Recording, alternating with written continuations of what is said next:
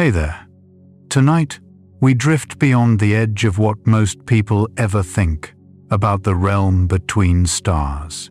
You're leaving the solar neighborhood behind, waving a lazy goodbye to the planets, the asteroids, the dusty leftovers of home. Out here, the sun is just another bright pinprick among billions, and space feels so enormous it almost hums with its own silence.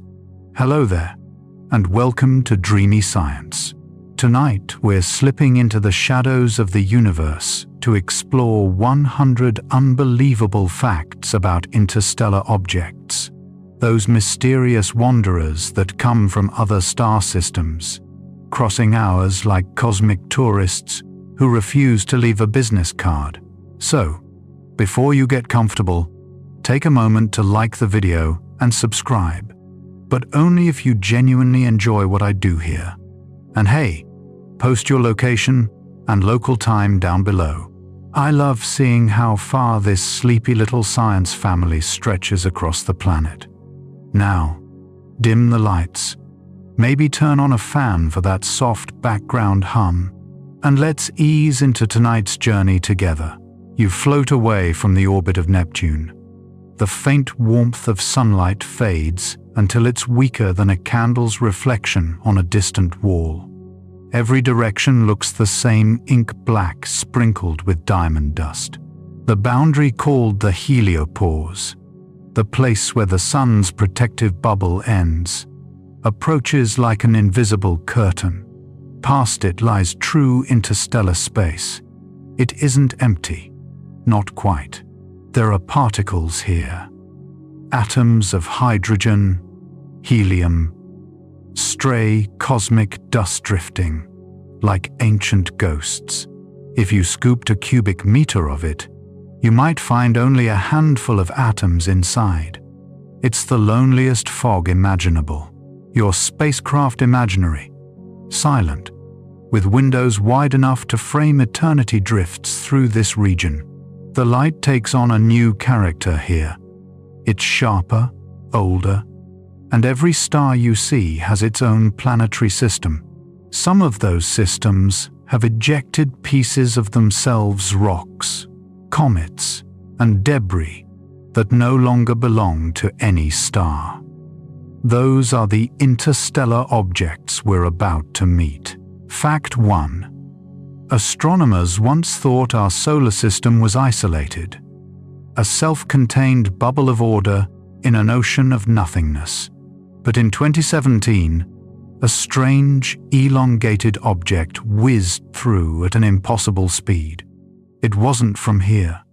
That discovery cracked open everything we assumed about cosmic solitude. And yet, interstellar interlopers might not be that rare. Simulations suggest there could be trillions of them wandering the Milky Way. Tiny frozen postcards from other suns. You imagine one now. A lonely fragment of rock, the size of a mountain, tumbling endlessly. It's covered in frost from countless light years of exposure. If you were somehow standing on it, you wouldn't feel the heat of any star. Just the cold breath of the cosmic background radiation, the same ancient energy left over from the Big Bang.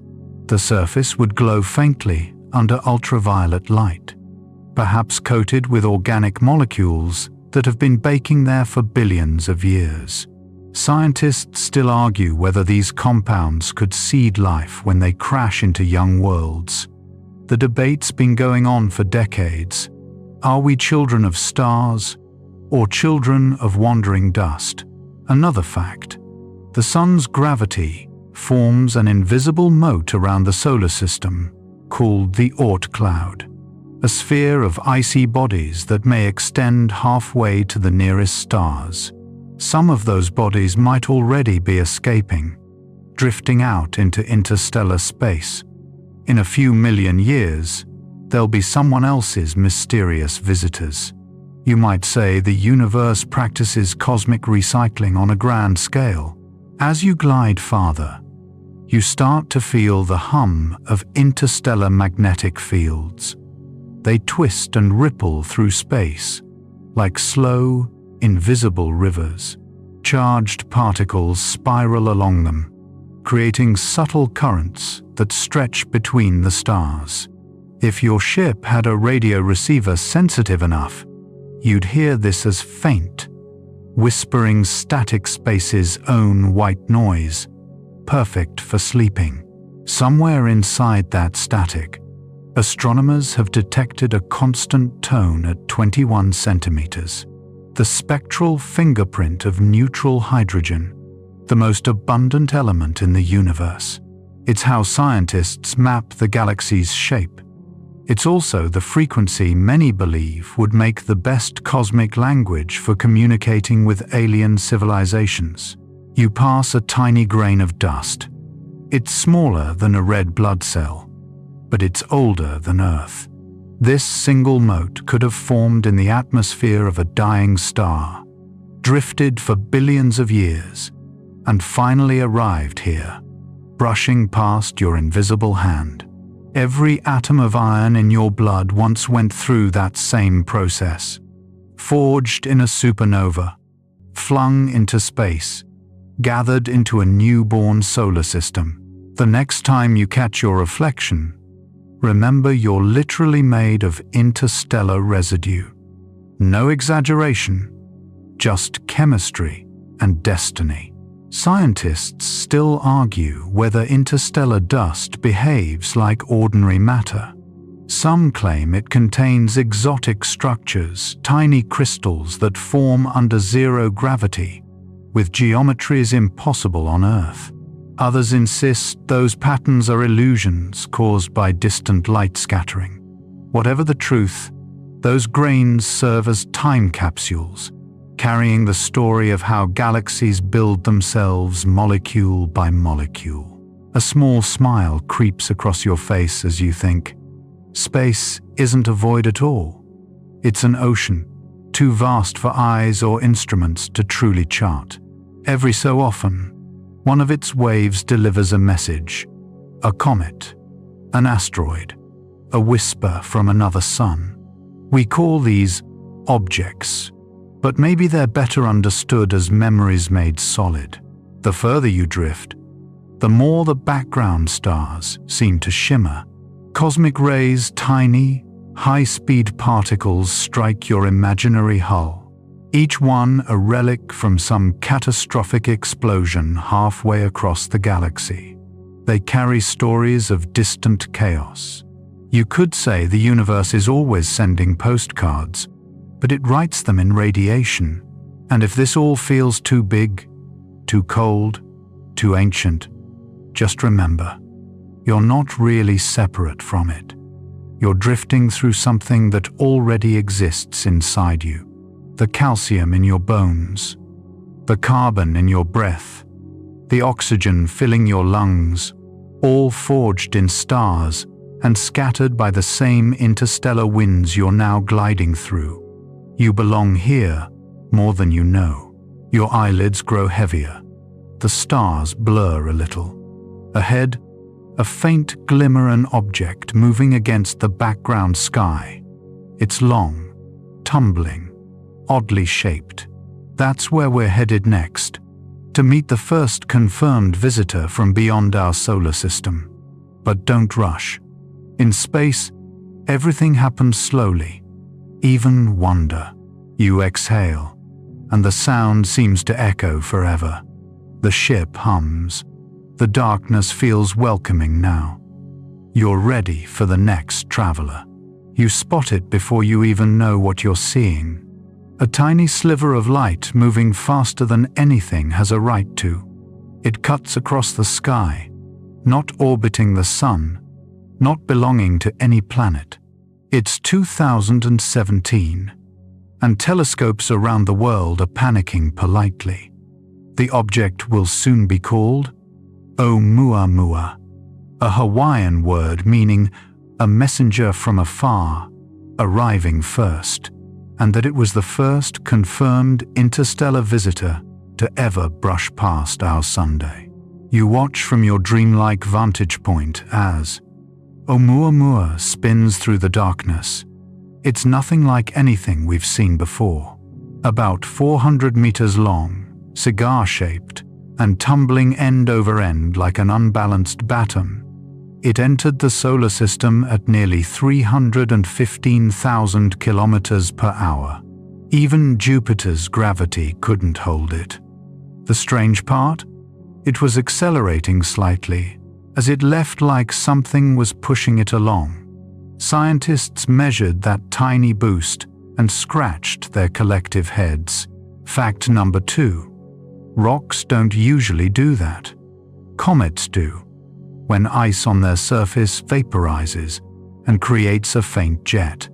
But Oumuamua didn't sport a visible tail or coma.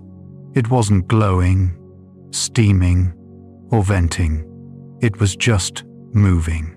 So naturally, someone had to whisper, maybe it's alien. Cue the gentle cosmic eye roll. Astronomers have a professional allergy to sensationalism, but this one made them itch. Some called it an unusually dry comet.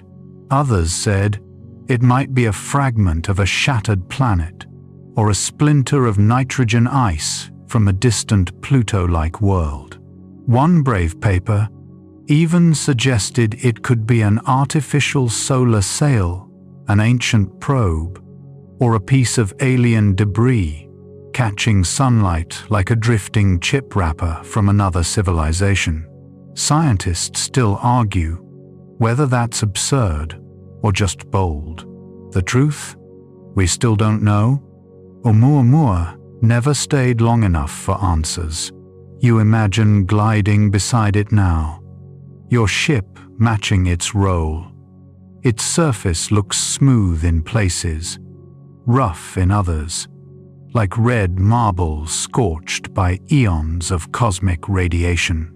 The color comes from carbon-rich compounds baked by ultraviolet light, a tan earned across interstellar decades.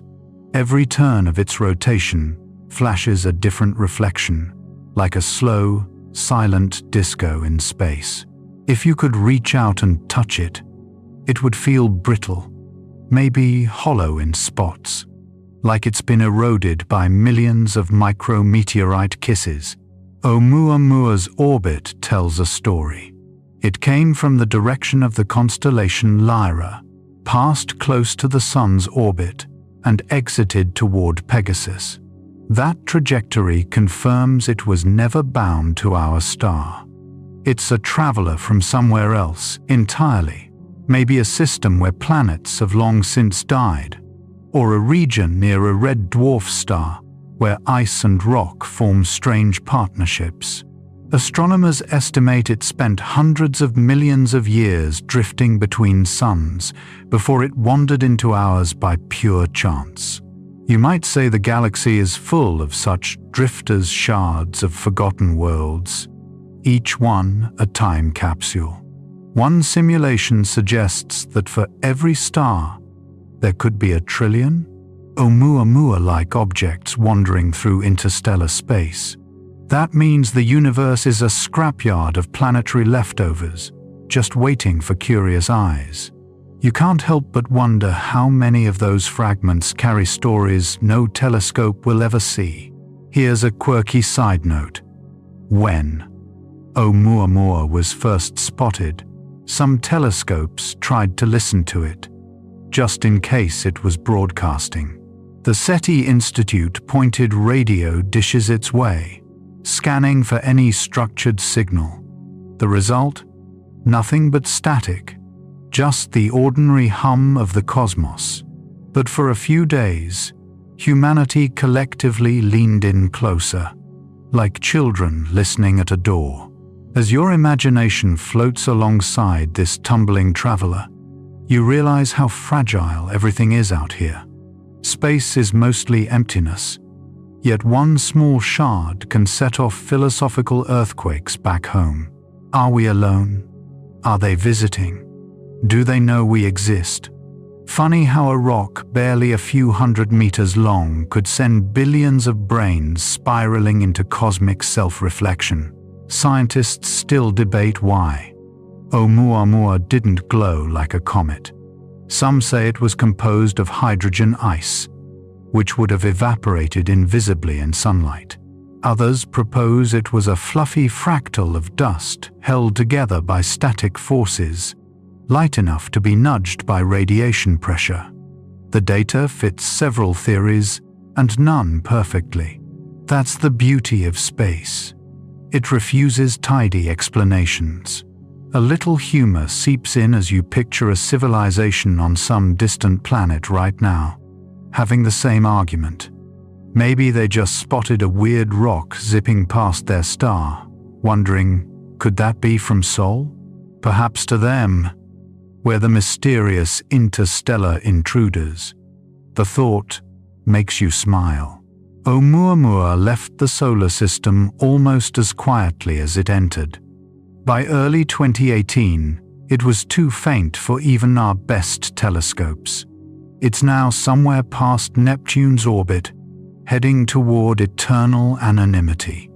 We'll never catch it, though NASA once toyed with a mission concept called Project Lyra, a theoretical high-speed chase that could have intercepted the object decades from now. But for now, it drifts alone, beyond our reach. Still, its brief visit changed science. It proved that interstellar objects are not rare, they're just hard to spot. Astronomers now constantly scan the skies for the next one. Statistically speaking, another should appear within your lifetime. Maybe it'll be icy, or metallic, or something no classification can hold. Maybe it'll even carry frozen microbes from another world, cosmic hitchhikers waiting for a new home. You watch as Oumuamua fades into the dark. The sun behind it shrinks to a star again. The universe ahead is quiet, endless, patient. Every so often, your ship's sensors pick up faint glimmers, dust particles, fragments, forgotten matter adrift in the cold tide between suns. Somewhere out there, another visitor is already inbound. And unlike Oumuamua, this one has a tail. You lean back, letting your breathing sync with the rhythm of the stars. The thought of countless messengers crossing the void fills you with a strange peace. If the universe is constantly exchanging pieces of itself, maybe nothing is ever truly lost. You spot it before anyone gives it a name, a glowing smear of light, sliding into our skies with an almost theatrical entrance. This one does have a tail, shimmering in hues of aquamarine and faint gold. It's December 2019. And the telescopes all agree. This isn't from around here either. It's interstellar object number 2, and it goes by the slightly less poetic name 2I, Borisov, after the amateur astronomer who first caught it in his backyard telescope. Now, unlike Oumuamua's weird rock-like mystery, Borisov is refreshingly cometish. It's got a nucleus, maybe a kilometer wide, constantly venting gas and dust. But don't be fooled by its familiarity. It's still an alien, just wearing a familiar disguise. You float beside it, your ship matching pace with its graceful arc. The sunlight catches the icy plumes shooting from its core, and for a moment, it looks like a cosmic dandelion seed carried on the solar wind. Fact 3. Borisov's tail is laced with cyanide. Yes, the same chemical that would absolutely ruin your day on Earth. But out here, hydrogen cyanide is a common building block of organic chemistry. Many comets carry it. It's part of the raw material for amino acids. Space, in its weird way, smells faintly of bitter almonds and prebiotic potential. So when astronomers detected those compounds, they didn't panic, they cheered. It meant this alien comet wasn't so alien after all. Other star systems brew the same cosmic soup. As you drift through the cloud, you imagine the particles brushing past. You tiny blue-tinted snowflakes of carbon, nitrogen, and water ice. Each one formed in a nursery light years away, orbiting a distant star before some gravitational tantrum flung it outward forever. Borisov might have been exiled when two giant planets in its home system played cosmic billiards, sending it tumbling through interstellar space. A lonely traveler born of celestial chaos. Here's a detail that would make any astronomer grin in disbelief. Borisov's structure and composition are almost identical to our local comets. Its dust grains, gas ratio, and isotopic signatures match the recipes in our solar system's kitchen. That means whatever happens here, the chemistry, the formation of icy bodies, might be a universal process. The galaxy could be filled with countless comets, baking the same life-friendly ingredients.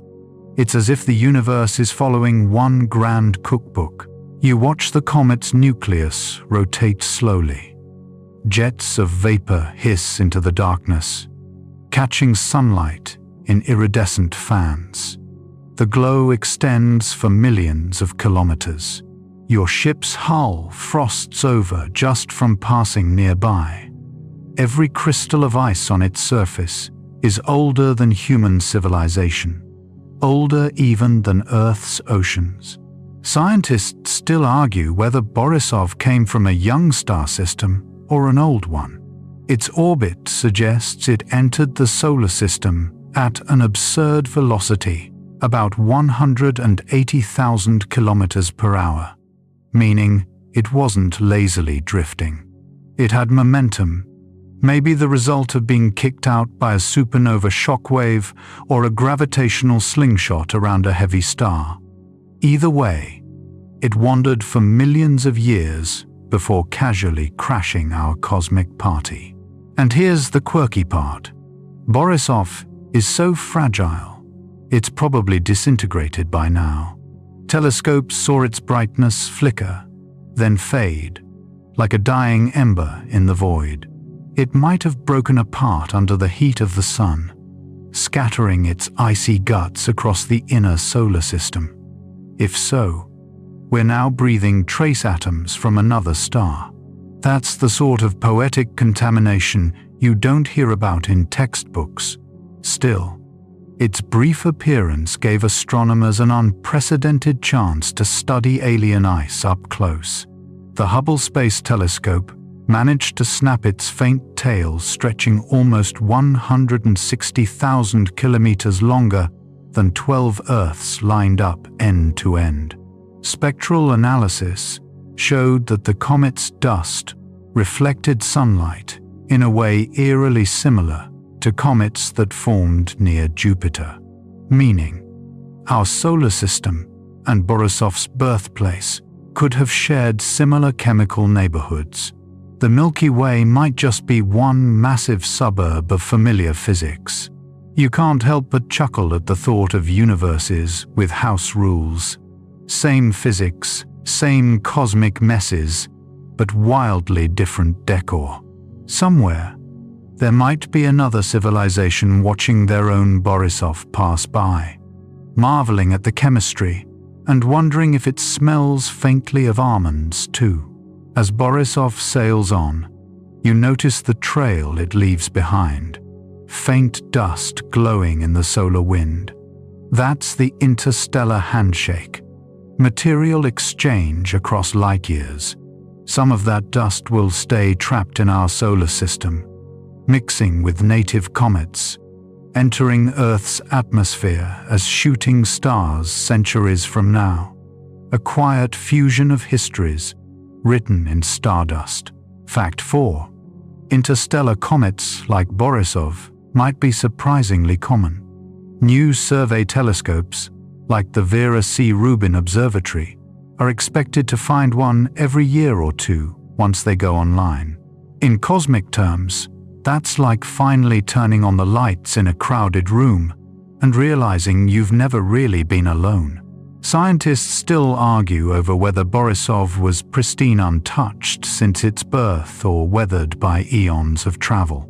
Some claim its ice composition suggests it formed far from any star, while others believe it spent ages near a sun before being flung outward.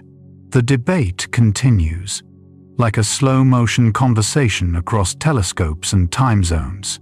But everyone agrees on one thing. Borisov proved that our solar system is not unique. Whatever made us, made others too. You drift a little closer.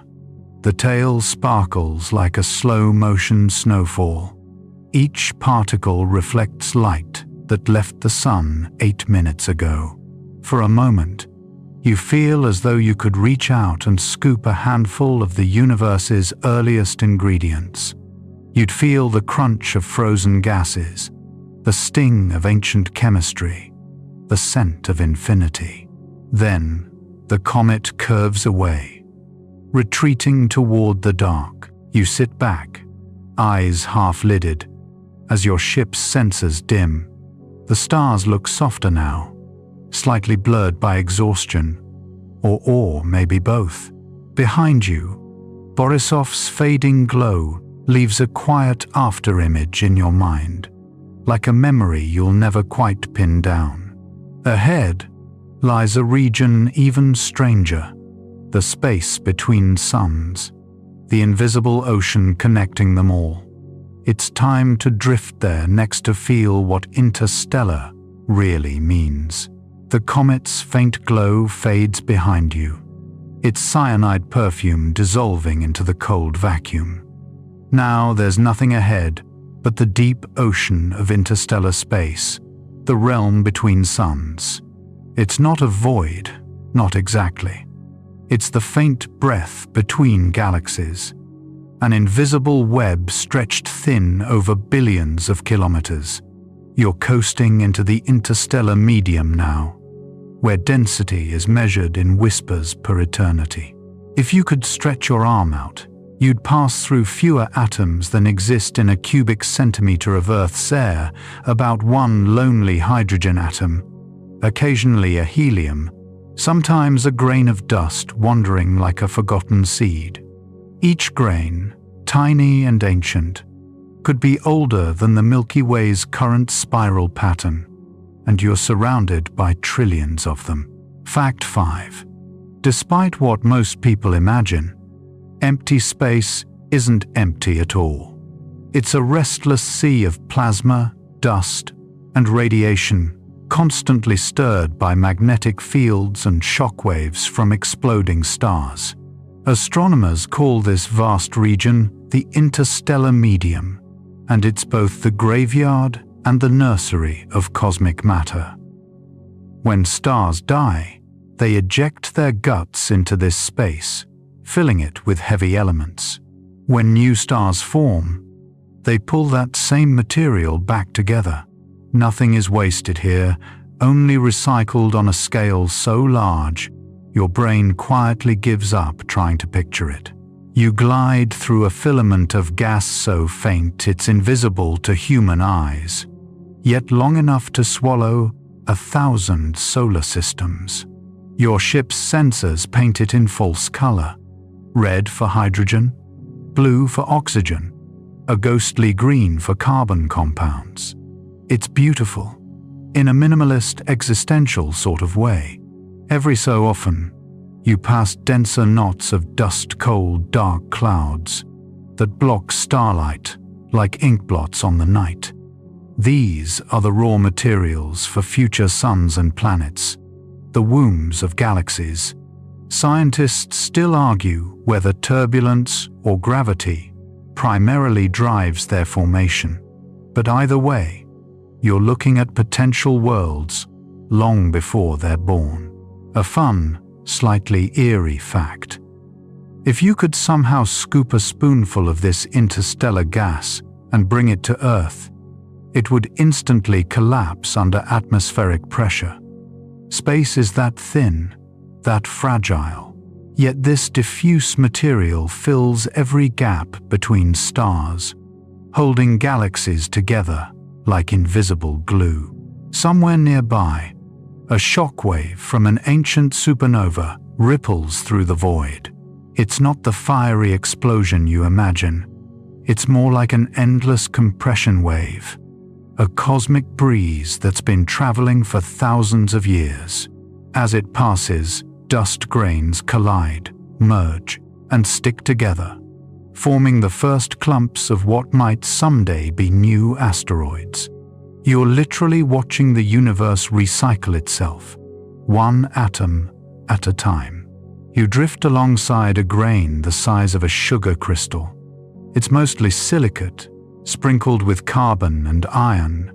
Under ultraviolet light, it fluoresces faintly pale blue, like deep ocean bioluminescence. This single grain might be 10 billion years old. It has seen stars come and go, supernovas blaze and fade, galaxies collide and reform. It has no name, no coordinates, no purpose, just endurance. And somehow, it ends up brushing past you tonight. You think about home for a second.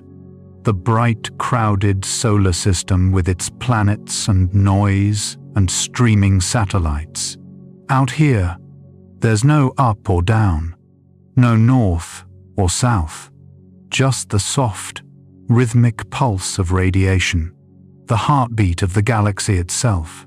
You could almost fall asleep to it, a gentle reminder. Cosmic rays, those high-energy particles that zip through everything, are born out here too. They're accelerated by magnetic fields and supernova shocks, racing through space at nearly light speed. Every second, dozens of them pass through your body. Even now, don't worry, they're harmless at this scale. But it does mean you're literally sharing atoms with the entire galaxy in real time. Space doesn't do personal boundaries. You chuckle softly to yourself. Maybe that's why we're all secretly connected. Here's another quirky truth. The temperature of the interstellar medium depends on density. Some regions are cold, about 10 Kelvin, or 263 C. Others are hot millions of degrees, but so thin you could fly through them without feeling any heat at all. It's a place where words like cold and hot lose meaning. Everything is just vast. Your ship glides through what astronomers call a superbubble, a cavity carved by multiple supernovae exploding near each other. Our own sun floats inside one right now, in a region called the local bubble. It's about 1,000 light-years wide, filled with tenuous gas and bordered by denser clouds. You're moving through the kind of cosmic architecture that shapes the Milky Way's invisible skeleton. Scientists still argue whether these superbubbles overlap like soap foam or connect into a larger galactic web. The data from X-ray surveys and radio maps suggest both are true, depending on where you look, which is very science's way of saying, we're not sure, but it's cool. You glance out your viewport. The stars ahead look oddly tinted, their light reddened by the dust between you. It's a phenomenon called interstellar reddening. The dust scatters blue light more than red, making distant stars appear warmer than they truly are. In a poetic twist, the universe has its own natural Instagram filter. Somewhere out there, behind all this glowing haze, are other solar systems. Each one has its own planets, asteroids, comets, maybe even its own dreamers looking up and wondering what's beyond. They can't see you, and you can't see them. But the same dust floats between your worlds, connecting you invisibly. The longer you drift here, the more the silence starts to hum. It's not an absence of sound. Exactly, it's the background vibration of existence. The faint electromagnetic murmur of atoms colliding, stars breathing, galaxies whispering their coordinates to no one in particular. You let the hum wash over you. Your eyelids grow heavy again.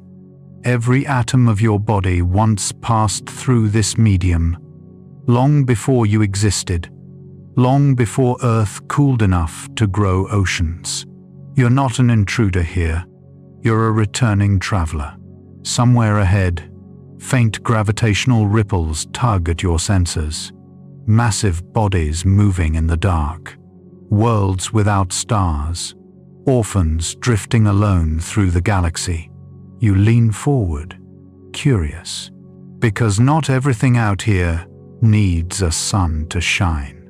The sensors pick up a strange rhythm ahead of faint gravitational tug that doesn't match any nearby star. It's not coming from a comet or asteroid. It's something much larger, yet invisible to the eye. You angle your imaginary ship toward it, gliding through the thick hush of interstellar darkness until a shadowy sphere emerges from nothing. At first, you think it's a planet that's lost its way, and you're exactly right. Fact 6. There are planets out here that orbit nothing at all. Astronomers call them rogue planets or free floaters. Lonely worlds ejected from their home systems by gravitational chaos. They drift endlessly between stars, wrapped in cold atmospheres and eternal night. You're looking at one now, a dark marble the size of Jupiter, glowing faintly with leftover heat from its birth billions of years ago. You wouldn't know it was there unless your instruments told you. The only light comes from background starlight bending around its edges, like an invisible hand tracing its curve. Scientists estimate there could be hundreds of billions of these cosmic wanderers in our galaxy alone, possibly outnumbering the stars themselves. That means most planets in the universe might live in perpetual exile. You descend through its murky atmosphere. The clouds are thick with ammonia and methane, swirling like bruised velvet. There's lightning here. 2 bolts stretching hundreds of kilometers, illuminating flashes of alien weather no one will ever see again. The thunder would be soundless in the vacuum above, but down there, it would shake mountains that no light ever touches. Your ship's temperature sensors spike briefly. The planet's core still radiates heat from its violent formation, a memory of when it might have belonged to a star. Maybe it was born alongside siblings, circling their sun in peace, until a larger neighbor shoved it out of orbit like a cosmic elbow. Now it drifts alone, carrying that ancient warmth like a fading heartbeat. Scientists still argue whether rogue planets could host life. Some believe the pressure and heat deep below their surfaces might keep liquid oceans trapped under layers of ice. Without sunlight, those oceans could glow from geothermal vents, like Earth's deep-sea hydrothermal vents where microbes thrive in darkness. Imagine that. Entire ecosystems under kilometers of frozen crust, surviving without a single sunrise. You picture tiny alien bacteria clustered around volcanic fissures, feeding on chemical energy, blissfully unaware their home is a vagabond in eternal night. Somewhere out there, a planet like this could be carrying microscopic passengers, drifting for eons, waiting to bump into another star's warmth and start over. Cosmic hitchhikers, with patience beyond comprehension. Here's a wild but real tidbit. Scientists suspect Jupiter almost became a star. It has the right ingredients, mostly hydrogen and helium, but not enough mass. If it were about 80 times heavier, it would have ignited fusion, and become a dim red dwarf. In other words, our solar system narrowly avoided becoming a binary star system. And if Jupiter had been just a bit rowdier in its youth, it might have slingshotted Earth into rogue status too. Imagine humanity adrift, orbitless and unlit, surviving under an icy dome. You probably wouldn't have good Wi-Fi out there. A smile flickers across your lips at the absurd thought. Then you glance back at the planet below its swirling bands and silent tempests. It's oddly beautiful in its solitude. The kind of beauty that doesn't need witnesses. You pull back and scan for others. Your sensors flare with gravitational blips, more free floaters nearby. Some are massive gas giants, others rocky like Earth. A few even have moons still clinging to them, the last remnants of their former systems. One of them drifts past, its surface cracked and cratered, like it's been wandering too long without purpose. Fact 7. Detecting rogue planets is incredibly hard. They don't reflect light the way normal planets do. We find them using gravitational microlensing, watching how their gravity briefly warps the light of background stars. Each detection is a tiny miracle, a fleeting signature in the cosmic static. And every one we find expands our understanding of how chaotic star systems can be. You drift closer to one particularly odd specimen. It's small, maybe twice the size of Earth, and completely black, absorbing nearly all light. But as you pass over its pole, you notice a faint red glow emanating from fissures in its crust. Could it be volcanic? Or perhaps it still retains radioactive heat from its formation. Scientists still argue whether planets like this could sustain internal heating for billions of years. But it's not impossible. Energy finds ways to linger. You descend lower, through thin streaks of frozen vapor. There's snow here, made of ammonia and methane, and it falls in slow spirals, never melting. The surface temperature is around 200 C, but your sensors detect a curious thing. The pressure deep below could be high enough to form exotic ice, solid water denser than granite. Beneath that, maybe even an ocean. Life clings to stranger places than this. A fragment of sunlight finally catches up from a distant star, refracted through the interstellar medium. It glints across the planet's rim for a moment, before fading again. The effect is haunting, like a distant spotlight crossing a stage after the show has ended. You can't help but feel a flicker of empathy for this world exiled, enduring, unnoticed. Scientists have even proposed capturing one. A rogue planet passing close enough could, in theory, be caught by a star's gravity and become a new world in that system. It's happened before, at least in simulations. Cosmic adoption. The universe has a soft spot for lost things. You take one last look as the rogue planet drifts behind you. The darkness swallows it, but the feeling lingers, the quiet awe of realizing that loneliness is not absence, it's persistence. These worlds prove that life, or at least matter, doesn't need light to keep going. Your ship's trajectory pulls you onward, deeper into the interstellar maze. Sensors detect faint trails of frozen molecules, chemical fingerprints stretching across light years. Ahead lies something delicate and contradictory. Regions where fire and ice coexist, where ultraviolet light forges life's building blocks in the coldest corners of space. The perfect paradox, waiting for you to touch it. The faint trails lead you into a region that glimmers like powdered glass suspended in ink. It's a molecular cloud, a cradle of potential stars and the graveyard of many before them. You ease through the mist, watching it sparkle with reflected starlight, like drifting through the exhale of a dying god. Fact 8. These clouds are made mostly of hydrogen, the universe's favorite building block, mixed with dust grains coated in ice. But here's the twist on the surfaces of those grains. Complex organic molecules form in the cold, including amino acids, alcohols, and even simple sugars. In other words, the chemistry for life happens not in the warmth of a planet, but in the freezing darkness between stars. You glide past one particularly dense region.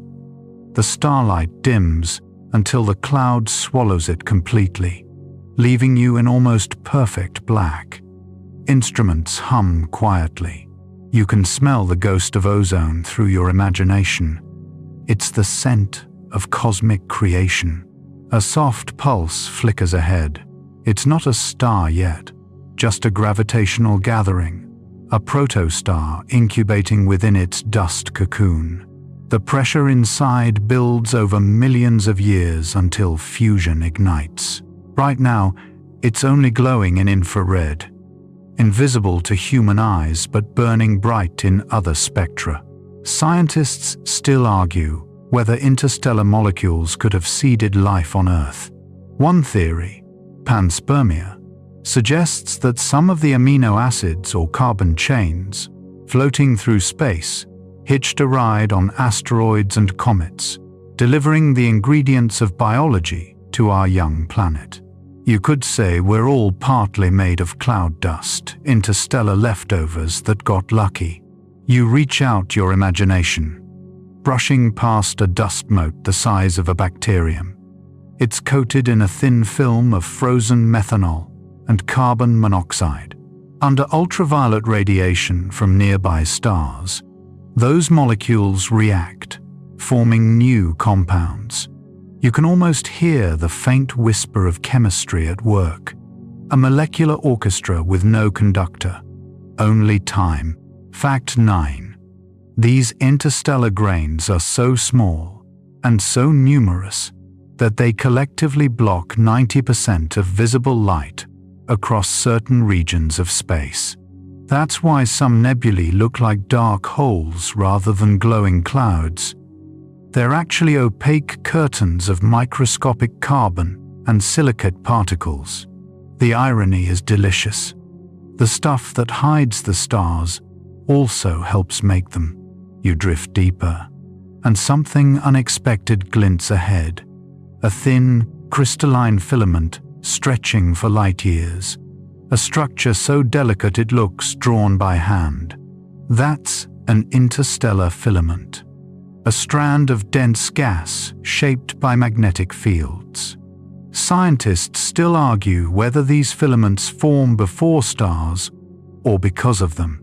Either way, they serve as the universe's veins, channeling material into future suns. As you follow the glowing thread, your sensors detect chemical diversity that would make a biochemist blush. Formaldehyde, acetylene, cyanide, compounds, all the flavors of chaos. Yet in this wild molecular buffet lies the recipe for DNA, for proteins, for everything that breathes or dreams. You might feel tempted to lick a dust grain just to see what stardust tastes like. But don't. It's mostly carbon soot. You'd be crunching space exhaust. You float past a region called a Bock globule. Small, isolated pocket of dense gas, completely opaque. Inside, stars are quietly gestating. One day, the radiation from a newborn star will blow the cloud apart, exposing its glowing heart. For now, it's the cosmic equivalent of an unhatched egg, serene and secretive. There's movement on your display, waves rippling through the cloud, like wind on a slow-motion ocean. These are shock fronts caused by supernova explosions far away. The death of one star seeds the birth of countless others. You can almost feel the cycle of creation and destruction playing out on a scale your brain can barely hold. Here's your quirky tidbit. We've detected alcohol, specifically ethanol, in these clouds. A massive interstellar gas cloud called Sagittarius B2 contains enough alcohol to fill 400 trillion pints of beer. It's the universe's least practical bar. If you ever needed proof that the cosmos has a sense of humor, that's it. You imagine drifting through the fragrant fumes, wondering if there's a molecule out there that smells like nostalgia. There probably is. Space is full of polycyclic aromatic hydrocarbons compounds that smell faintly of campfire smoke or old records. You're literally inhaling the perfume of the Milky Way. Your ship brushes past the edge of the cloud, and the density begins to drop. Starlight returns, first as a haze, then as piercing specks through the mist. The feeling is almost spiritual, leaving behind the womb of potential and stepping back into the clarity of the cosmos. Fact 10. Interstellar clouds like this one are not static. They move, twist, and collide. When two clouds merge, the shock compresses gas to trigger new bursts of star formation. In galactic timescales, clouds are alive, breathing through collapse and expansion, feeding on gravity. You can imagine the galaxy itself as one vast lung, inhaling matter, exhaling light. As you drift beyond the cloud, the stars sharpen again, more numerous and brilliant than before. Ahead, a massive glowing ring arcs across space, an ancient supernova remnant, marking where a star once exploded. You steer toward it, feeling the pull of curiosity. Your sensors buzz with energy traces, remnants of carbon, oxygen, silicon, iron, the ingredients that make planets and bones, and blood, and stories. This is where every heavy atom in your body was forged. You're not just looking at the ashes of a star. You're looking at your origin. Somewhere inside you, a quiet warmth rises. You remember that this isn't just science, it's ancestry. You're the universe, becoming aware of itself, peering back at the dust that made you, whispering thanks. And yet, as poetic as it feels, scientists still argue whether molecular clouds like these truly mark the boundary between life and lifelessness, or if the real magic happens later, on planets. The debate remains unsolved, but perhaps it doesn't matter. Either way, the story begins here in the cold dark, where nothing yet lives, but everything someday will. Your sensors ping again, faint but rhythmic. Something dense, massive, and ancient lies beyond the glowing shell. Not a star, not a planet. Something older, quieter, and far more mysterious. You adjust your course, feeling the first gravitational tug of a relic from before our sun was even born. The tug grows stronger the deeper you go, like a whisper pulling you toward a story that's been waiting billions of years to be heard. Ahead drifts a sphere of iron and ice, smaller than the moon but carrying the weight of eternity. It's not orbiting anything, not anymore. It just floats, unbothered, a fossil from the galaxy's youth. Fact 11. Not all interstellar objects are young wanderers. Some are ancient planetesimals, primordial leftovers from the galaxy's formation itself. These are the chunks of material that never joined stars or planets. frozen mid-creation. When you look at one, you're staring at the original recipe of the cosmos, unchanged for over 10 billion years. Your instruments hum softly, mapping its contours. The surface is metallic and scarred, etched with micro-impacts and streaks of fused silicates. It looks like it's been sandblasted by time, which, in a way, it has. The entire surface has been polished by countless grains of interstellar dust, each moving at tens of kilometers per second. It's cosmic exfoliation, an extreme spa treatment lasting eons. As you glide closer, the reflection from distant stars glints faintly across its rugged crust, revealing something unexpected: crystalline inclusions, tiny diamonds, glittering inside fractures. Scientists have found similar nanodiamonds in meteorites on Earth, born from the immense pressures inside dying stars. You're literally seeing stardust turned into gemstones. Somewhere out there, the universe is fabulously overdressed. You drift lower, your ship's lights brushing across a jagged ridge. It looks like an exposed core nickel-iron veins laced with frozen gases. Maybe this was once part of a shattered planetesimal, a fragment flung into space when its home system was torn apart. There's a lonely dignity to it, a relic of something that almost was. Fact 12. Some of these interstellar relics might predate the Milky Way itself. Scientists have identified stars and grains of dust older than our galaxy ancient travelers that merged into it later.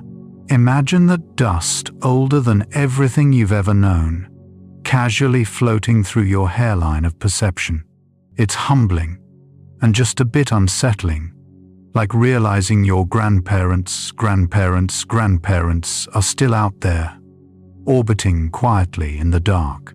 As you orbit the object, your sensors pick up faint emissions of cosmic rays ricocheting off its surface.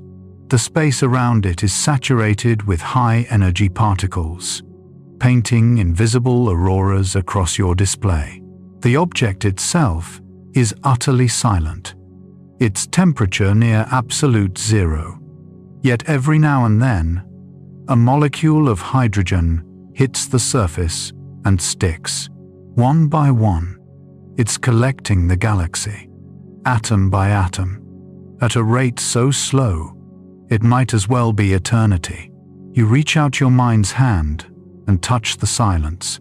It's the kind that swallows even thought. There's no echo here, no up or down, no before, just the stillness of things that outlast stars. Your quirky tidbit of the night. There's a type of interstellar grain known as gemsglass, with embedded metal and sulfides found inside meteorites. These grains formed before the sun existed, likely inside other stars' outflows. When scientists study them under microscopes, they're literally peering into the debris of long-dead suns that once twinkled in entirely different galaxies. It's like discovering your baby picture was taken in another universe. The object drifts beneath you, casting a faint shadow against the backdrop of stars. For a moment, you imagine standing on its surface, boots crunching against metallic frost, your reflection stretching infinitely in the blackness. There's no sunrise here, no horizon, no sound, except your own heartbeat in your helmet. It's not loneliness. You feel its peace, the kind that only comes when time stops mattering. Scientists still argue whether such relics can tell us how the first solids condensed in space. Did they form slowly in the cooling winds of red giants, or rapidly in supernova shockwaves? Each sample that falls to Earth offers a clue, yet the story remains unfinished, an archaeological mystery of galactic proportions. Your ship glides along a fault line that looks eerily like a scar. It's a frozen groove, hundreds of meters deep, running across the object's surface like a memory. Inside, embedded in the ice, your instruments detect something wild. Organic molecules chains of carbon, oxygen, and nitrogen. Maybe they drifted here later, or maybe they formed in place through radiation chemistry. Either way, it's the fingerprint of life's precursors, fossilized in a world that never lived. You hover for a moment, thinking about that, how even the lifeless can hold the seeds of the living. Every element of your body, every atom of calcium in your bones and carbon in your breath, once passed through something like this.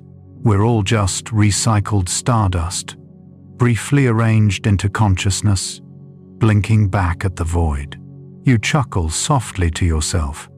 Recycled stardust, that's the most poetic way of admitting your cosmic compost. Beyond the relic, the star field shimmers strangely, bending and blurring. Gravity's gentle prank. There's something massive nearby, something bending space itself. The light from distant stars distorts, forming arcs and rings. You know what's coming before your instruments confirm it. Gravitational lensing.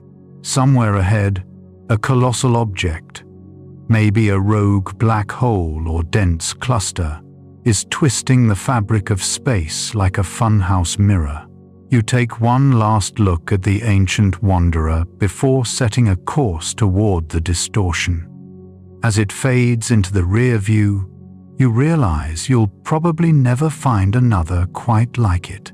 Then again, maybe that's true for everything in the universe. Every atom, every moment, every breath. It all happens once. The lensing effect ahead grows brighter, the stretched starlight forming a perfect halo. The sight is so unreal you almost laugh. It looks like the universe left a fingerprint on itself.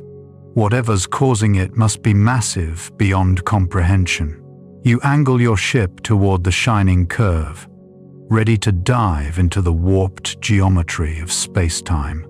Somewhere inside that distortion lies the next fact, the next impossibility, the kind that bends both light and logic. You slide toward the distortion, and the stars begin to twist around you like reflections caught in rippling water. The halo of light ahead sharpens an Einstein ring, a perfect circle born of warped space-time. For a moment, it feels like you're looking into a cosmic eye, one that doesn't blink, one that has been open since before memory existed. Fact 13.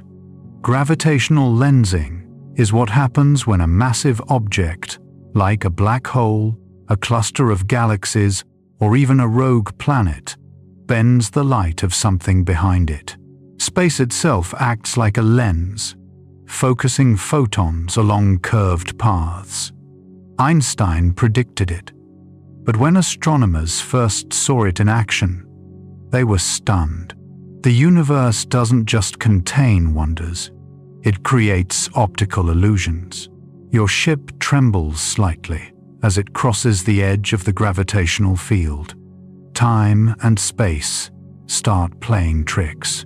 Distant stars smear into arcs.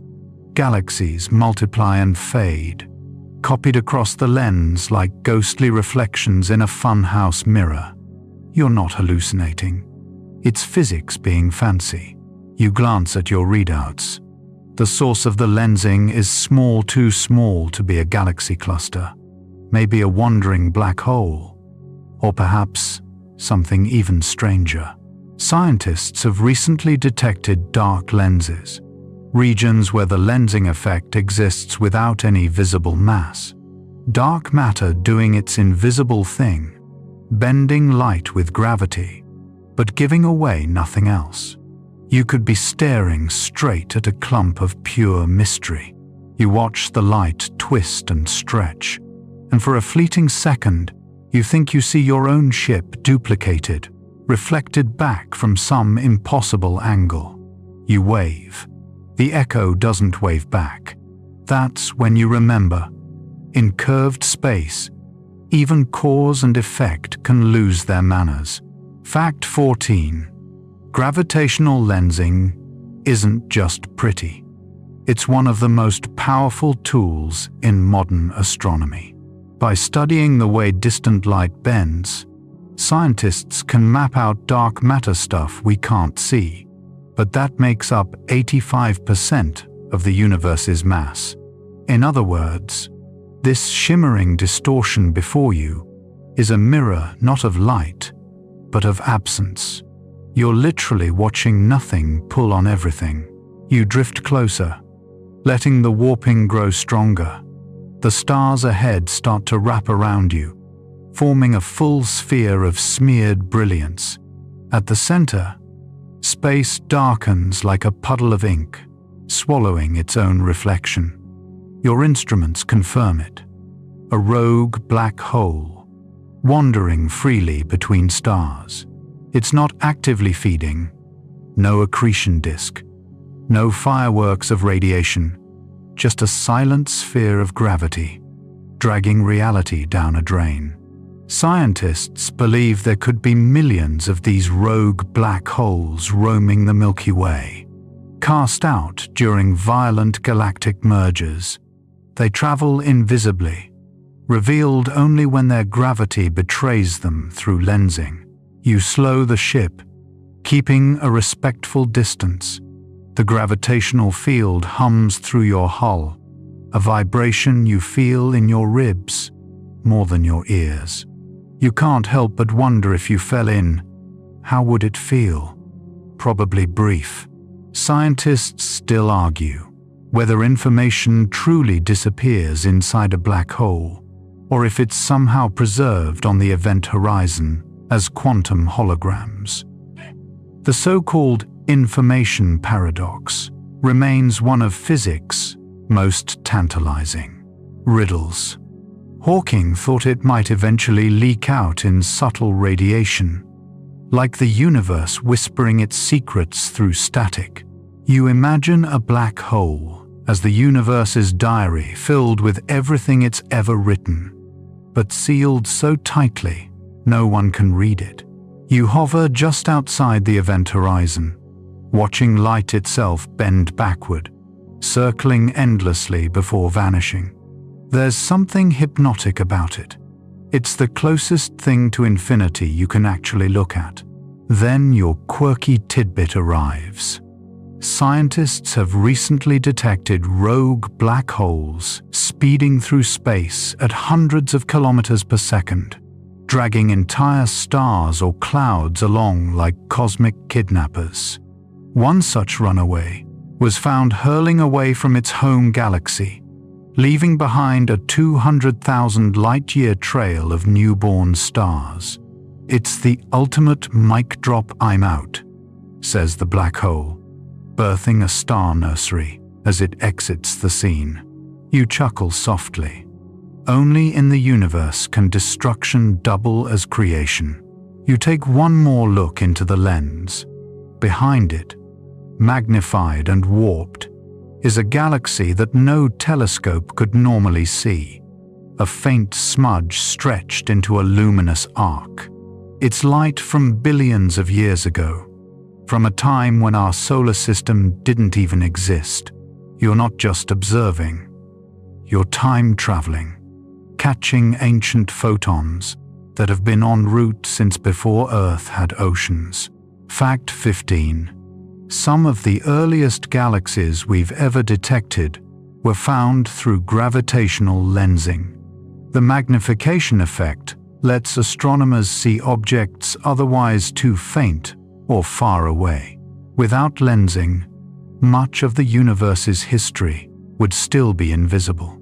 The cosmos, it turns out, occasionally helps us spy on itself.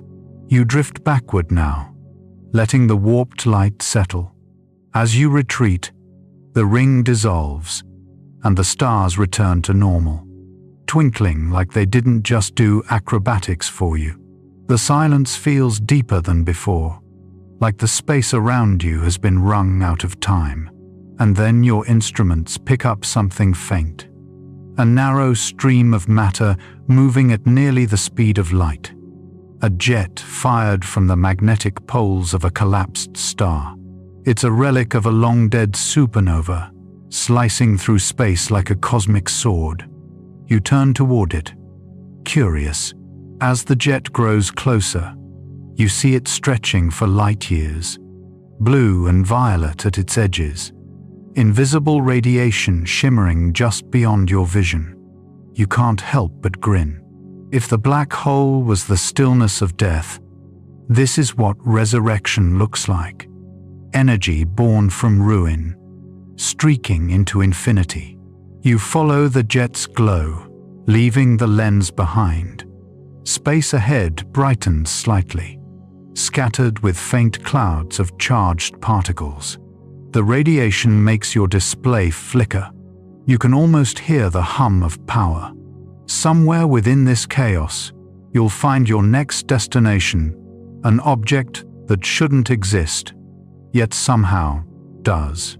Because in a universe this weird, impossible, is just another word for Tuesday. You follow the radiant jet until it fans out, dispersing into fine, misty tendrils. The glow softens, revealing what looks like a tiny ember adrift in the dark.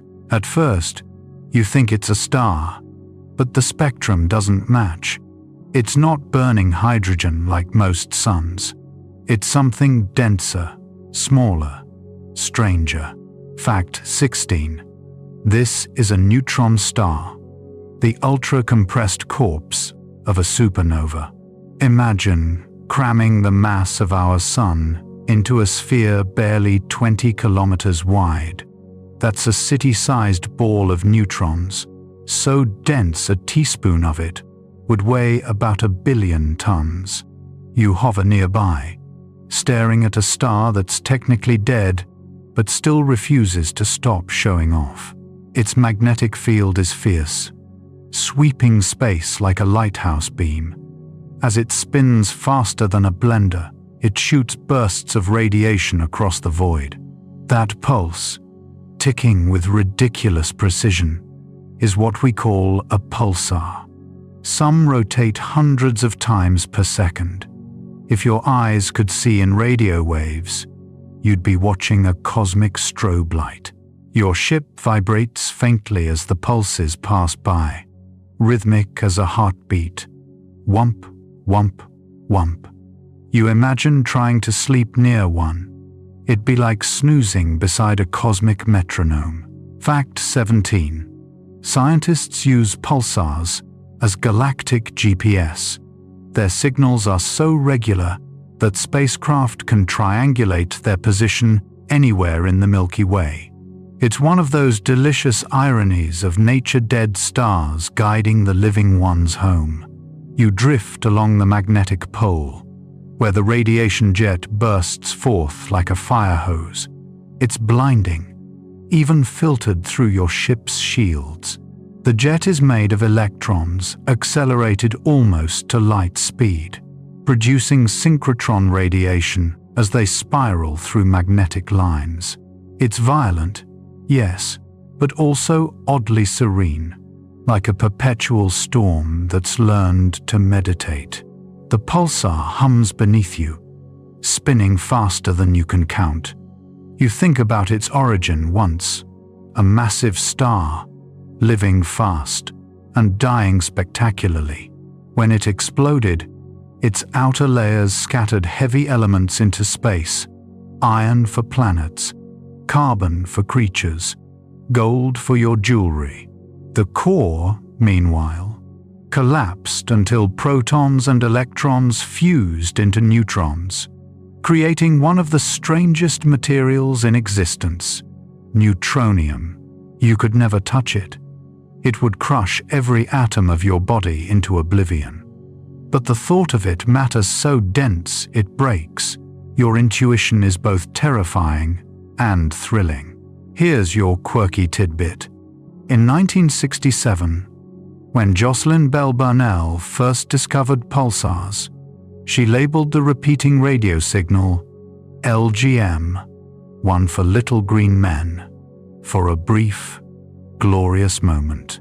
Scientists thought they might be picking up alien transmissions. Turns out, it was just a dead star, spinning obnoxiously fast. Still, somewhere in that misinterpretation lives the kind of hope that keeps science beautifully human. You circle behind the pulsar, where the light dimly fades into a ghostly aurora. The star's magnetic field traps charged particles, painting ripples across its poles, cosmic northern lights that never fade.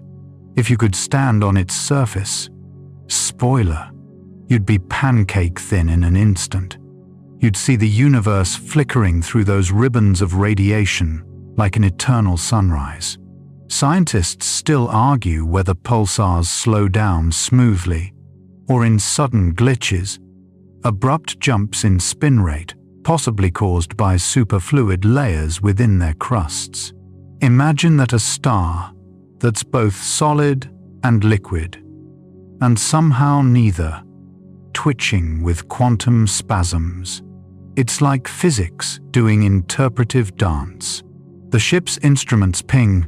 You've detected another pulse, fainter and slower, but this one's irregular. You adjust your heading and glide toward it, curiosity stirring again. Ahead, something even stranger waits a magnetar. Fact 18. Magnetars are the rarest, most magnetic objects in the known universe. Their magnetic fields are 1 trillion times stronger than Earth's. If you were within 1,000 kilometers of one, it would literally rip the iron atoms in your blood apart. Luckily, you're keeping your distance. The universe's most powerful fridge magnet isn't something to get cozy with. The magnetar flickers faintly, occasionally erupting with bursts of X-rays. Each burst releases more energy in a second than the sun emits in 100,000 years. You feel the pulse through your ship's shielding like distant thunder rippling through your bones. And here's a delightful, slightly horrifying twist. Scientists think magnetars might explain fast radio bursts, those mysterious millisecond-long blips that appear all over the sky. We don't know exactly what causes them, but some originate from magnetars flaring violently. Others, still a mystery. Some researchers half-joke that if aliens wanted to make a galactic notification system, it'd look exactly like this. You smile at the idea. Somewhere out there, an alien civilization might be getting spammed by cosmic pings too. Maybe they're muttering, not another magnetar alert. You drift away from the pulsar-magnetar duo, your sensors still ringing from their fury. Behind you, their light ripples through the dust like the aftershock of a cosmic heartbeat. You think about how the universe treats death, not as an ending, but as a remix. Stars die, collapse, explode, and somehow end up creating maps, metals, or music in radio frequencies. It's absurdly poetic. Ahead, a faint metallic glimmer catches your eye. A long, thin object tumbling through space, reflecting light every few seconds. It's too narrow to be a rock, too regular to be natural debris. For a moment, your heart skips. Could it be artificial? An interstellar visitor, not born of gravity, but of intention.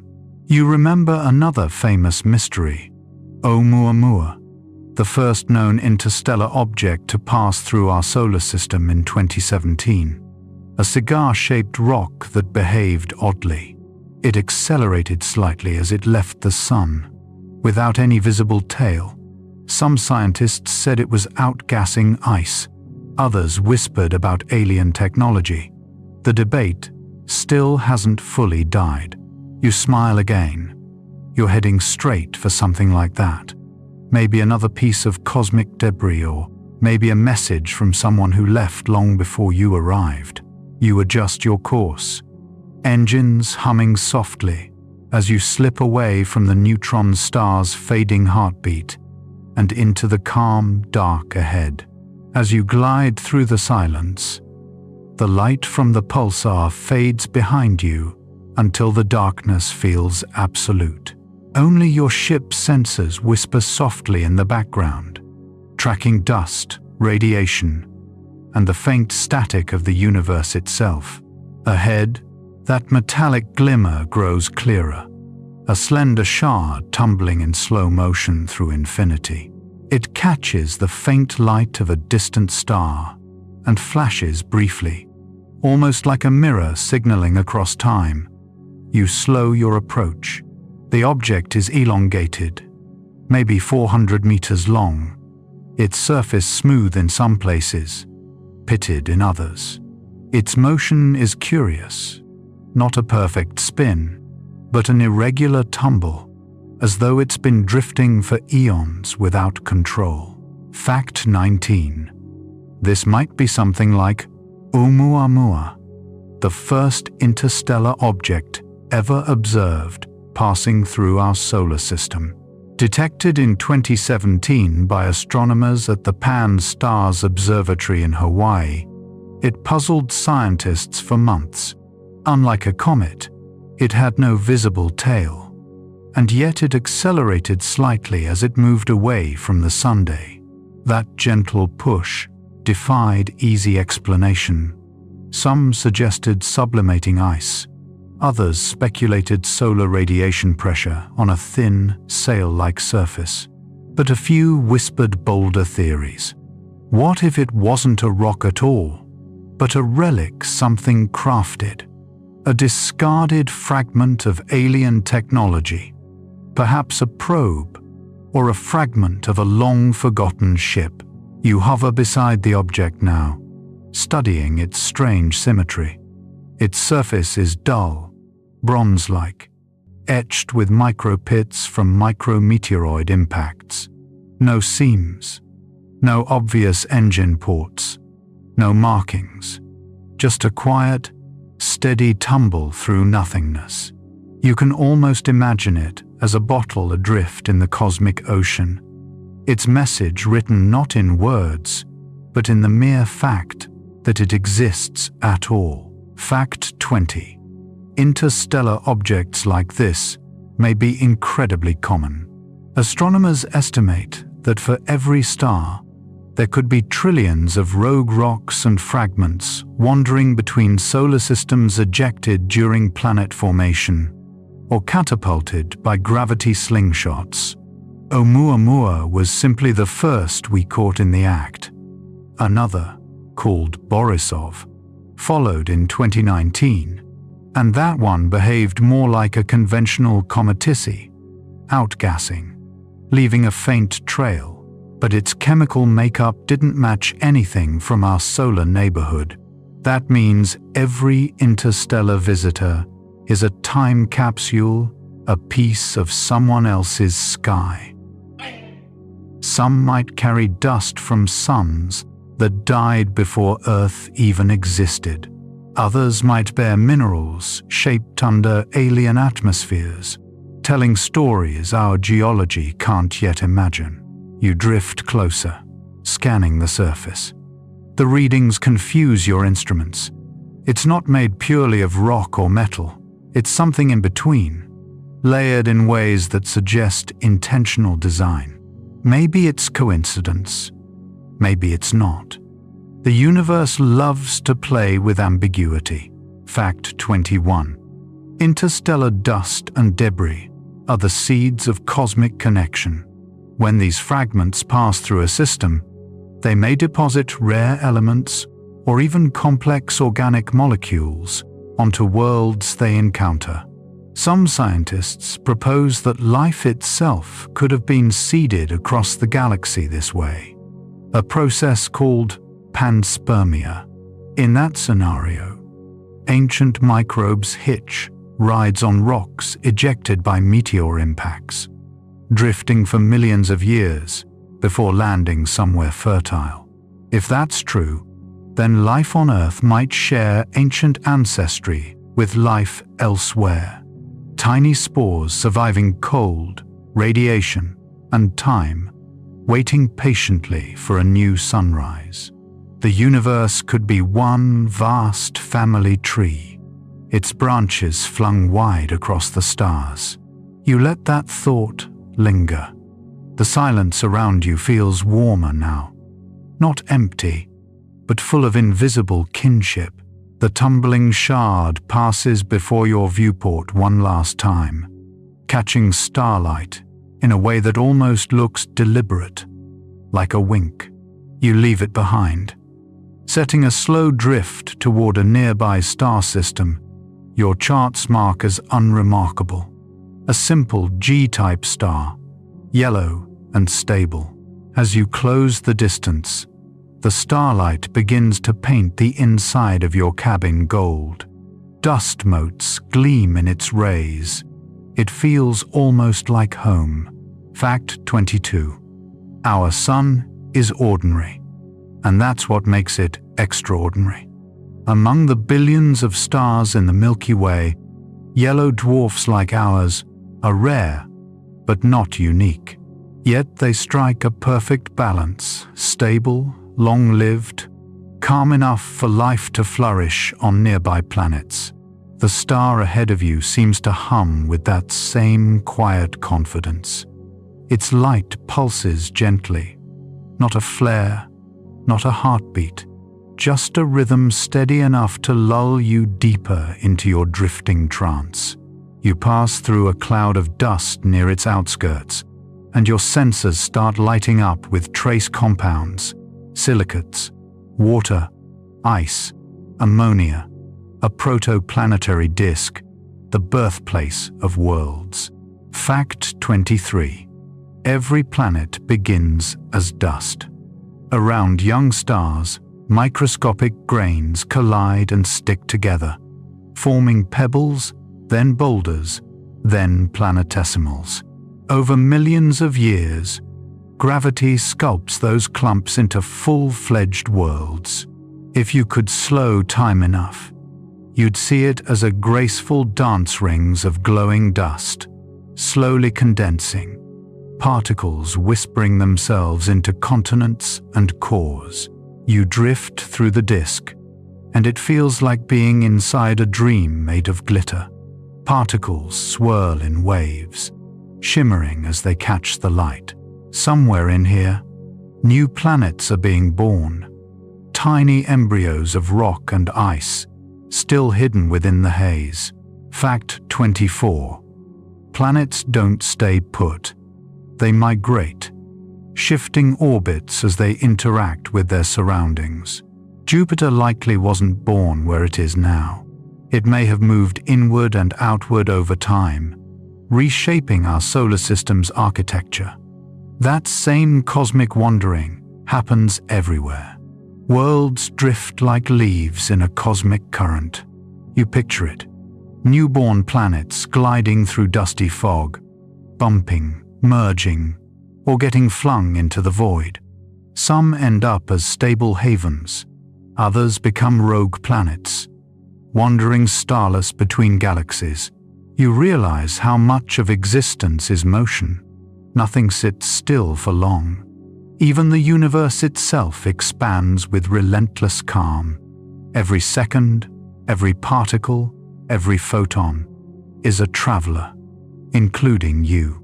The ship's computer pings softly an alert from your external sensors. A shadow ahead, small but distinct, crossing the light of the star. You slow down and zoom in. It's a dark sphere, perfectly round, orbiting close to the star's equator. Fact 25. You're witnessing an exoplanet in transit. Astronomers use this exact technique, measuring dips in starlight to discover worlds around distant suns. So far, we've found over 5,000 confirmed exoplanets, and the number keeps growing. Some are gas giants hugging their stars so tightly that their atmospheres boil away.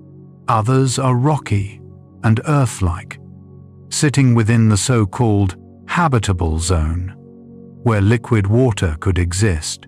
You study the light curve on your display. It's subtle but steady, the signature of a planet about the size of Earth. Its orbit is short, maybe 10 days. The star bathes it in golden warmth.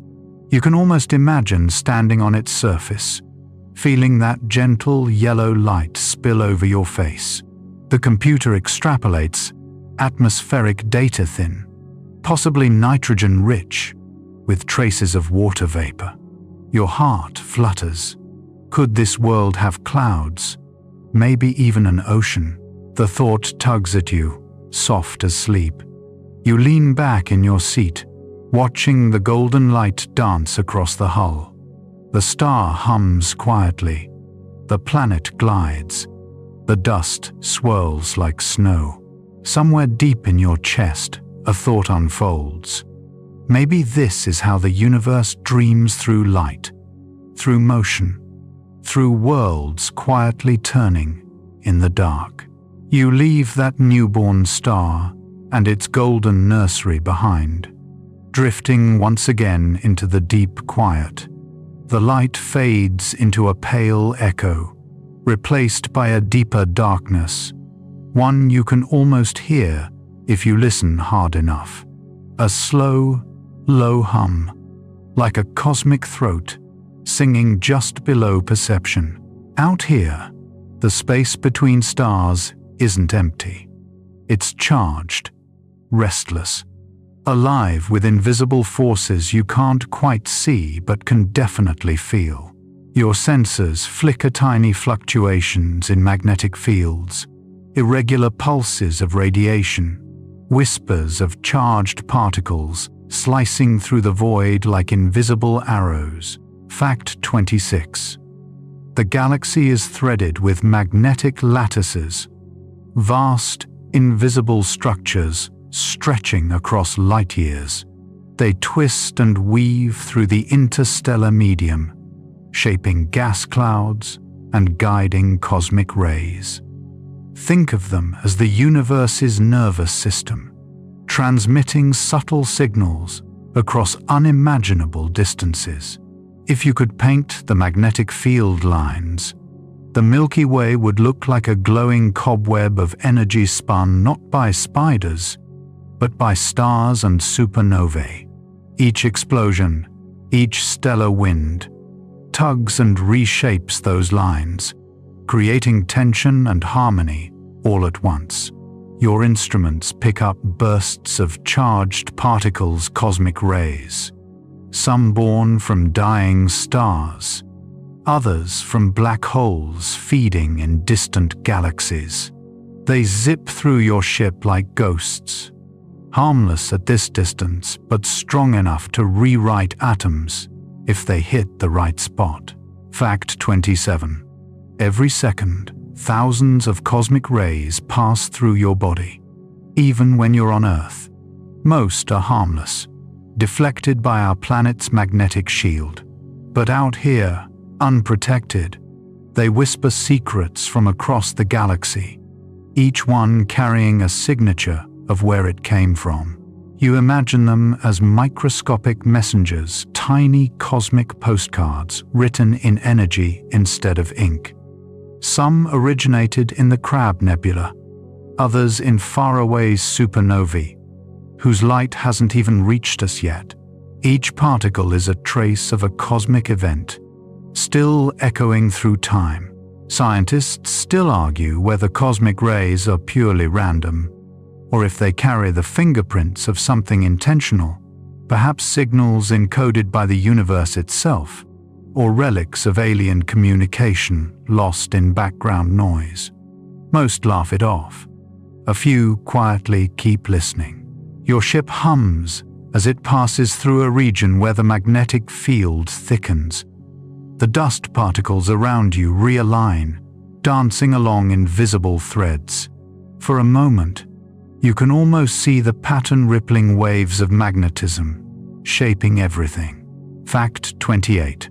Magnetic fields in space are responsible for the auroras you see on Earth.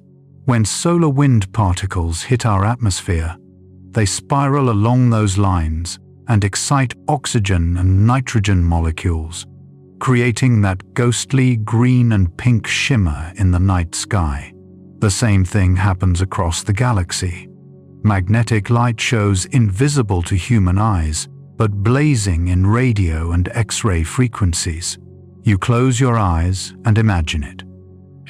Auroras, the size of entire worlds, flickering along the edges of interstellar clouds, bending and weaving like curtains made of light and gravity. Your sensors suddenly flare an incoming shockwave. Not dangerous, but enough to rattle your readings. You stabilize the ship and peer into the data.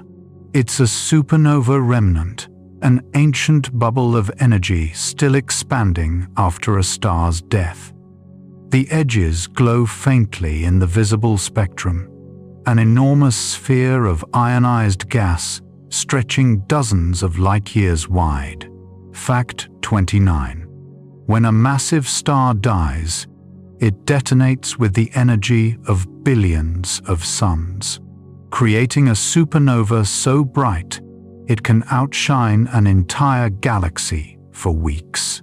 That explosion doesn't just destroy, it forges. Elements like iron, gold, and uranium are born in that brief, furious instant, hurled into space to seed new worlds. You're flying through the ashes of creation itself. The ship's lights dim to protect your senses, and the view ahead blooms into slow-motion fire. Wisps of crimson and indigo gas curl like smoke, illuminated from within by leftover radiation. It's beautiful and somber all at once, a graveyard that glows. Fact 30. The shockwaves from supernovae reshape the interstellar medium, compressing clouds of gas until they collapse into new stars. Every death feeds new beginnings. Somewhere in this cloud, future suns are already stirring, still wrapped in the fabric of what came before. You let that thought settle. Maybe that's the closest thing the universe has to reincarnation, stars dying so others can be born from their dust. You, breathing iron from ancient cores. You, built from stellar ghosts. The ship continues forward, passing through filaments of light that twist like strands of DNA. They pulse faintly as you move through them, responding to your magnetic wake. For a moment, it feels like the universe is aware of you, tracing your passage like a fingertip along glass. Fact 31. Cosmic rays aren't just particles. They can alter evolution. Some scientists theorize that radiation bursts from nearby supernovae might have influenced life on Earth, mutating DNA just enough to drive new adaptations. Without them, maybe humanity would have never emerged at all. The idea makes you smile. Somewhere out there, an ancient explosion might have accidentally given rise to you. The universe sneezes. Humanity happens. The hum around you deepens. You're entering a region of interstellar turbulence. Currents of gas, moving at hundreds of kilometers per second. It's not wind, exactly, but something like it. Streams of plasma flowing along tangled fields. Fact 32. Interstellar weather is real. The same way Earth's atmosphere has jet streams, space has magnetohydrodynamic flows, rivers of charged particles guided by invisible forces. Some move in smooth patterns, others whip into chaos. You pass through one of those chaotic zones, The stars beyond distort, bending slightly in the charged haze. It's disorienting, like being inside a heat mirage stretched across 1,000 light-years. You steady your breathing. In this turbulence, strange things happen. Gas knots twist into glowing filaments. Dust grains align perfectly, polarizing light. The entire region hums with low-frequency radio waves that sound, in your instruments, almost like a heartbeat. Fact 33. The cosmic microwave background. The faint radiation left from the Big Bang passes through all of this, scattering slightly as it goes. That ancient light, 13.8 billion years old, has touched every magnetic thread, every atom, every wandering object you've seen so far. It's the universe's oldest memory, humming faintly through everything. You drift in silence, listening to that background hiss. The faint static you hear isn't noise, it's history. You could almost fall asleep to it. The ship glides out of the turbulence into clearer space, where a calm, bluish glow begins to shimmer ahead. It's a reflection nebula, a cloud of dust catching light from nearby stars. The tendrils of gas sway slowly, serene after all that chaos. Fact 34. Light scattering in reflection nebulae creates that soft, dreamlike glow blue, because shorter wavelengths bounce more efficiently off tiny dust particles. It's the same reason Earth's sky looks blue, even though there's no air here, just cosmic dust. You float through that sapphire fog, and it feels like moving through liquid night. The colors ripple faintly over the hull, fading into ultraviolet. Everything slows down, even your thoughts. Maybe that's what the universe intended all along, to remind you that even amid its wild magnetic storms and violent births, it still knows how to rest. The reflection nebula fades behind you, its blue glow dissolving into starlight as your ship coasts onward through the quieter corridors of space. The stillness feels immense now, like a held breath that's lasted billions of years. You're gliding through a realm between realms, where the galaxies themselves seem to pause for thought. Then, on the edge of perception, something changes. A faint glimmer ahead, like the tiniest flicker of movement against the dark. Not a star, not a ship, something slow, deliberate, and sprawling, almost invisible, yet its shadow stretches across light years. Fact 35. Interstellar space isn't empty. It's crowded in strange ways. Streams of dust, comet fragments, and stellar debris crisscross like celestial highways. It's what scientists call interstellar traffic matter, drifting between systems, occasionally colliding, merging, or trading chemical gifts. As you drift closer, your ship's radar catches faint metallic returns. Small, dense chunks of rock and ice tumbling in slow ballet. Some glow faintly from reflected starlight, others are darker than coal. They're not planets, not asteroids, just fragments, unclaimed and wandering. It feels a little like passing through a cosmic scrapyard. Fact 36. This kind of material exchange is how solar systems share ingredients. When comets are flung out of one system, they can wander for millions of years before being captured by another star's gravity. It's the universe's form of recycling. Scientists believe some of the organic compounds that built life on Earth might have arrived this way. Foreign molecules hitching a ride across space. Your sensors pick up a faint collision nearby. A bright flash, followed by a cloud of debris, expanding outward. Two old travelers have just met for the first and last time. The particles scatter, glinting like slow fireworks, before the darkness swallows them whole again. Fact 37. Collisions like that can create micrometeorite dust, which then travels vast distances, settling onto planetary atmospheres.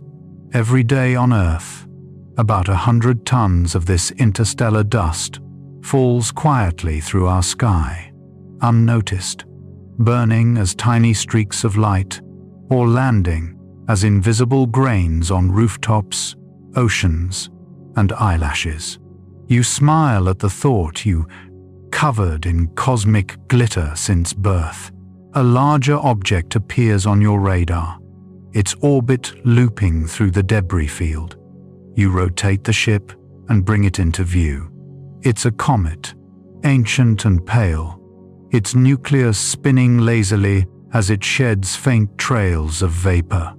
The tail stretches for millions of kilometers, shimmering faintly even at this distance. Fact 38. Some comets spend millions of years wandering interstellar space before finding a new sun to warm them. When they do, the heat wakes up the ice, releasing trapped gases and molecules. It's like opening an ancient bottle of perfume, the scent of another system.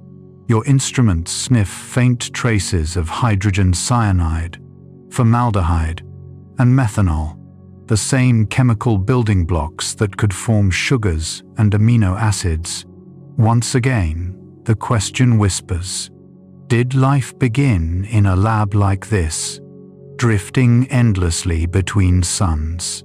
Scientists still argue whether panspermia, the seeding of life across systems, is just poetic speculation or an inevitable truth written into cosmic chemistry.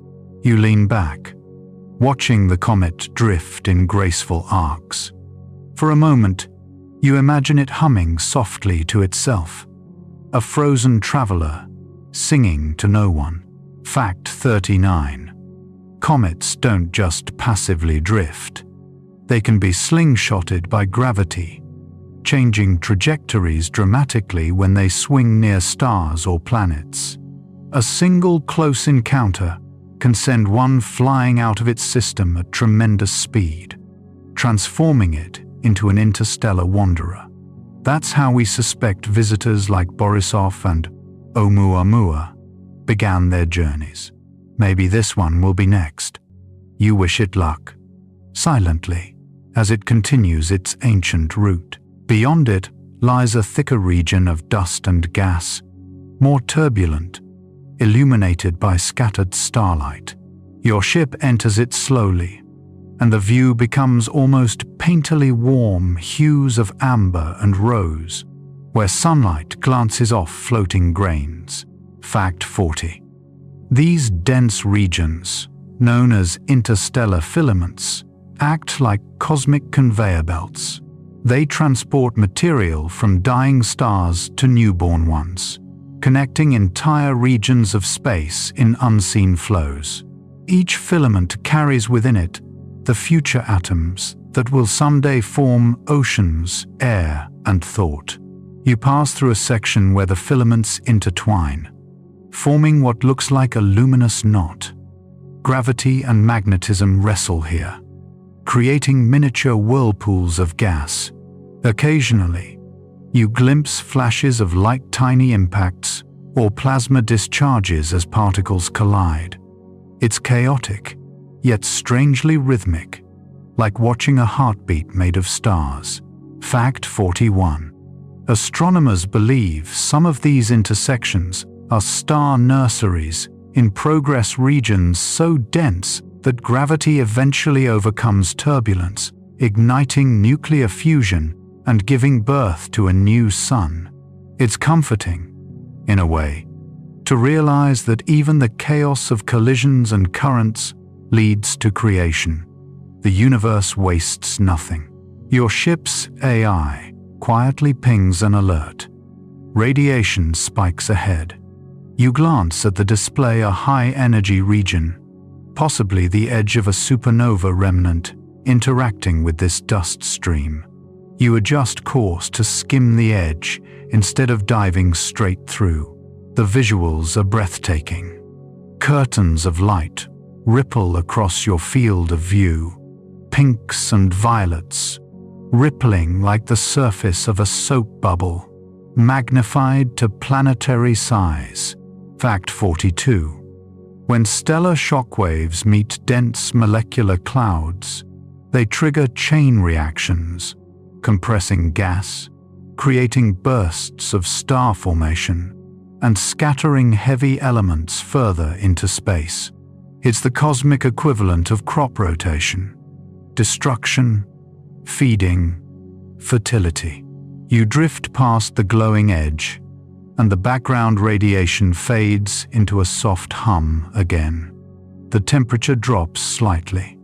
Outside, the stars sharpen, freed from distortion. You're entering a calmer zone once more, a region where older dust grains, shaped by countless collisions, now coast peacefully, reflecting faint light from distant suns. Fact 43. Scientists have found pre-solar grains in meteorites, tiny particles older than our solar system, preserved since before the sun's birth.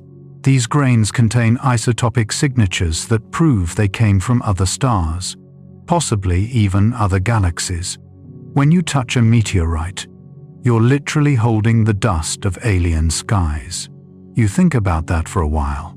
Somewhere, inside your bloodstream or beneath your fingernails, there might be atoms that once belonged to another world entirely. Maybe they've traveled for billions of years to end up inside you, just so you could gaze at the night and wonder about where they came from. Fact 44. Every interstellar collision, every shockwave, every wandering rock contributes to the cosmic economy.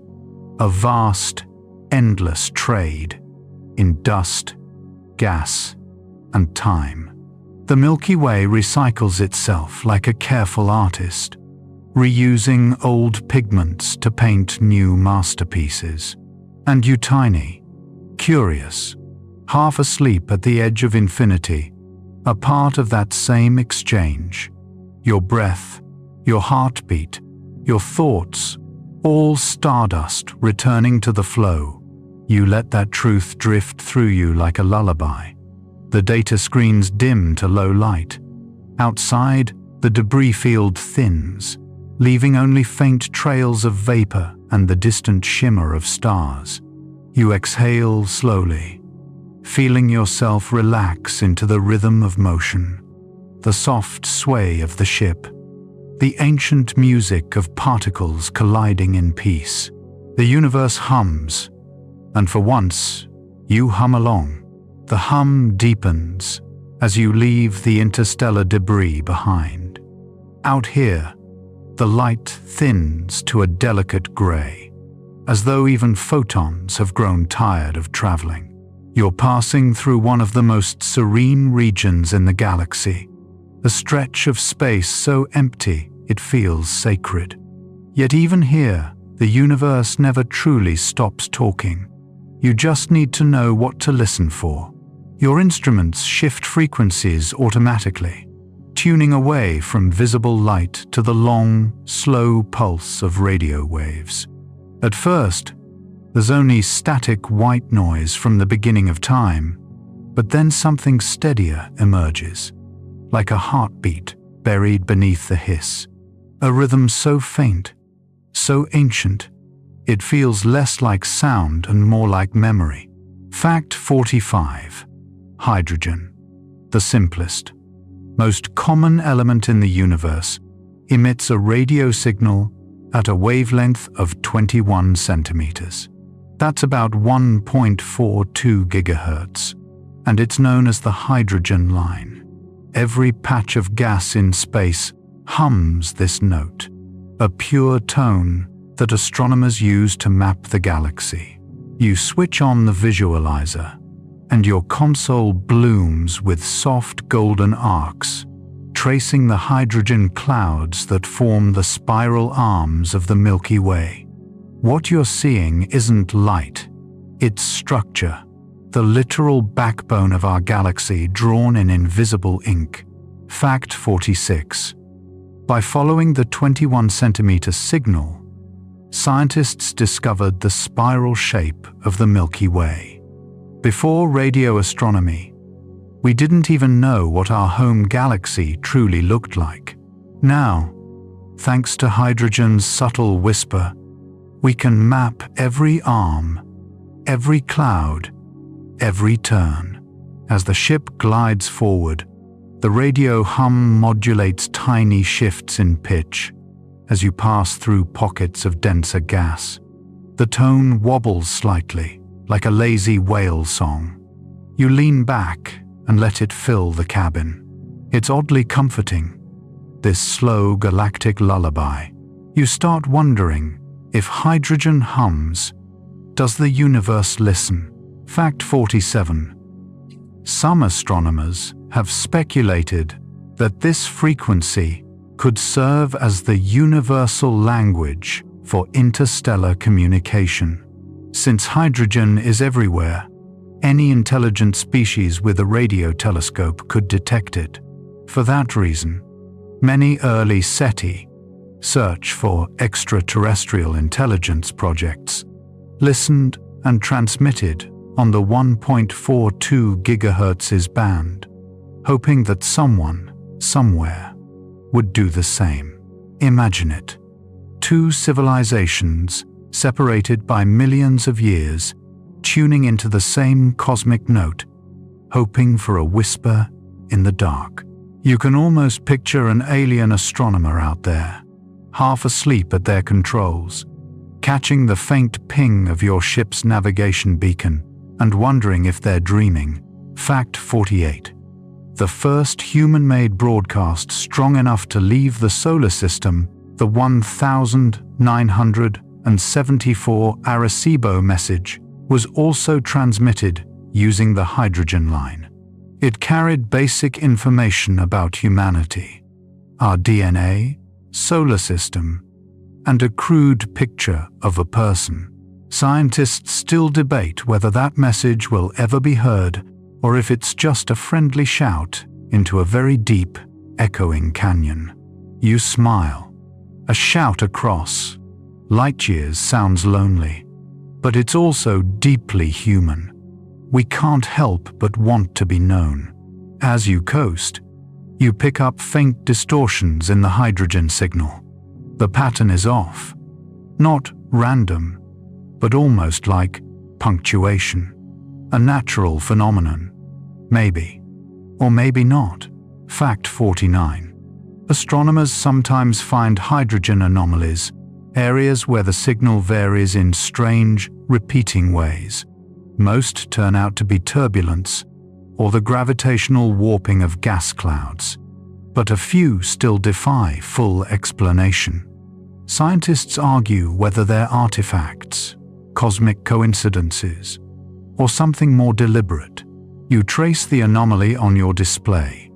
It loops like a spiral wave, symmetrical and precise. Not language, not numbers, just form. A shape that seems to echo itself across time. You decide to follow it for a while. The radio hum steadies, then splits into two frequencies, one rising, one falling. Together, they form a gentle oscillation, like breathing. Fact 50. Binary hydrogen clouds regions, where two separate gas layers interact, can create beats in the radio spectrum. These natural oscillations ripple across hundreds of light years, modulating signals like a cosmic metronome. Some scientists call them the galaxy's breath. You slow your ship to match that rhythm. In, out, in, out. The pattern feels peaceful, almost hypnotic. You find yourself synchronizing to it, your own breaths following the pulse of the hydrogen sea. it's easy to forget that you're still moving at thousands of kilometers per second. Fact 51. Even when drifting through such empty regions, you're still passing through thousands of hydrogen atoms per cubic meter. That might sound sparse, but over cosmic distances, it adds up. Entire nebulae, even galaxies, are sculpted from this invisible mist.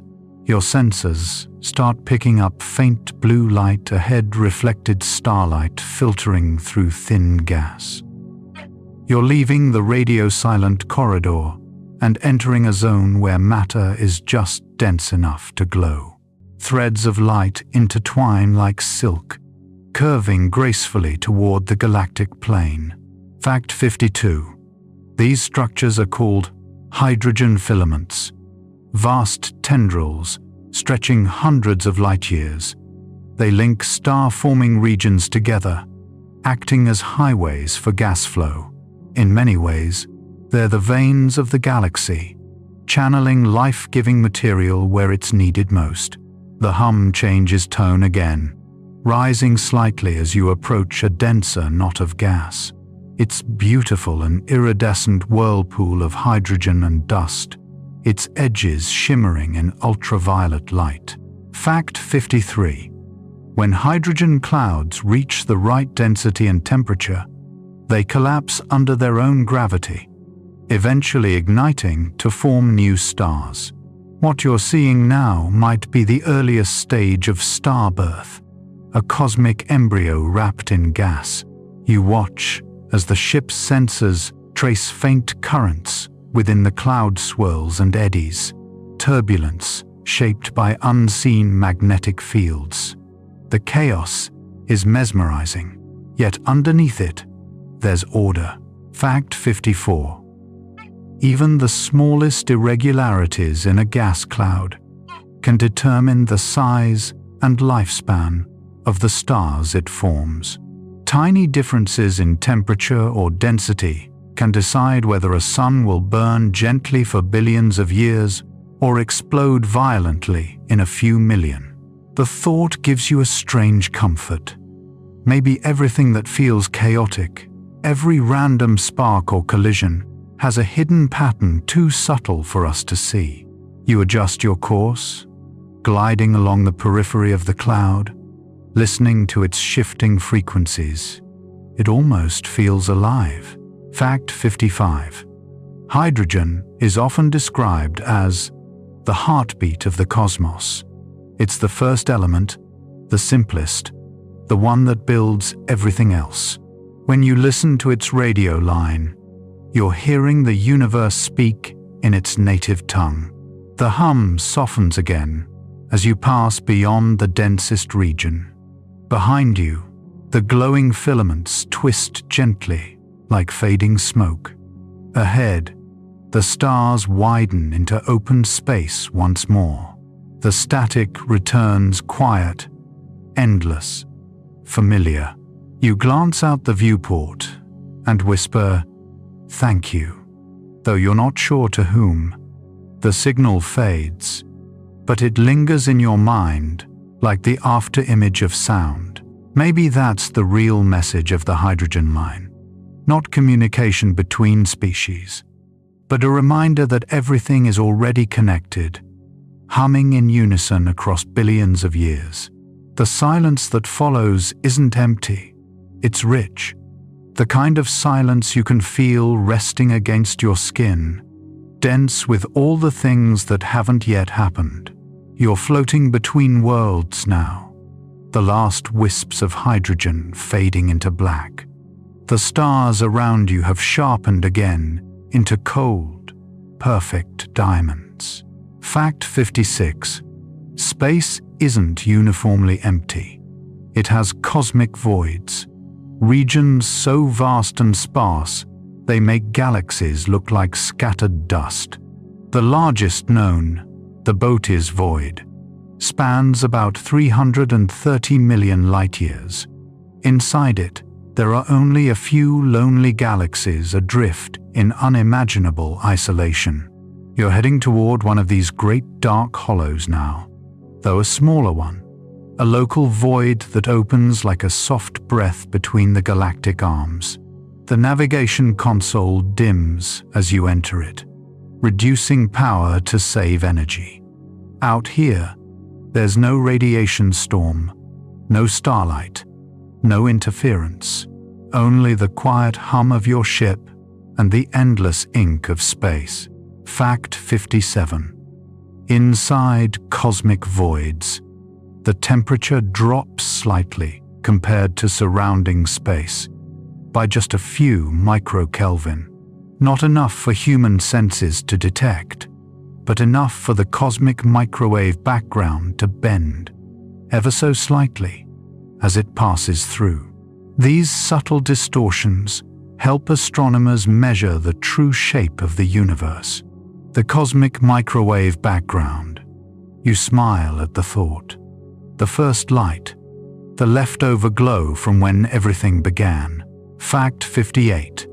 The cosmic microwave background radiation, CMB, is about 13.8 billion years old.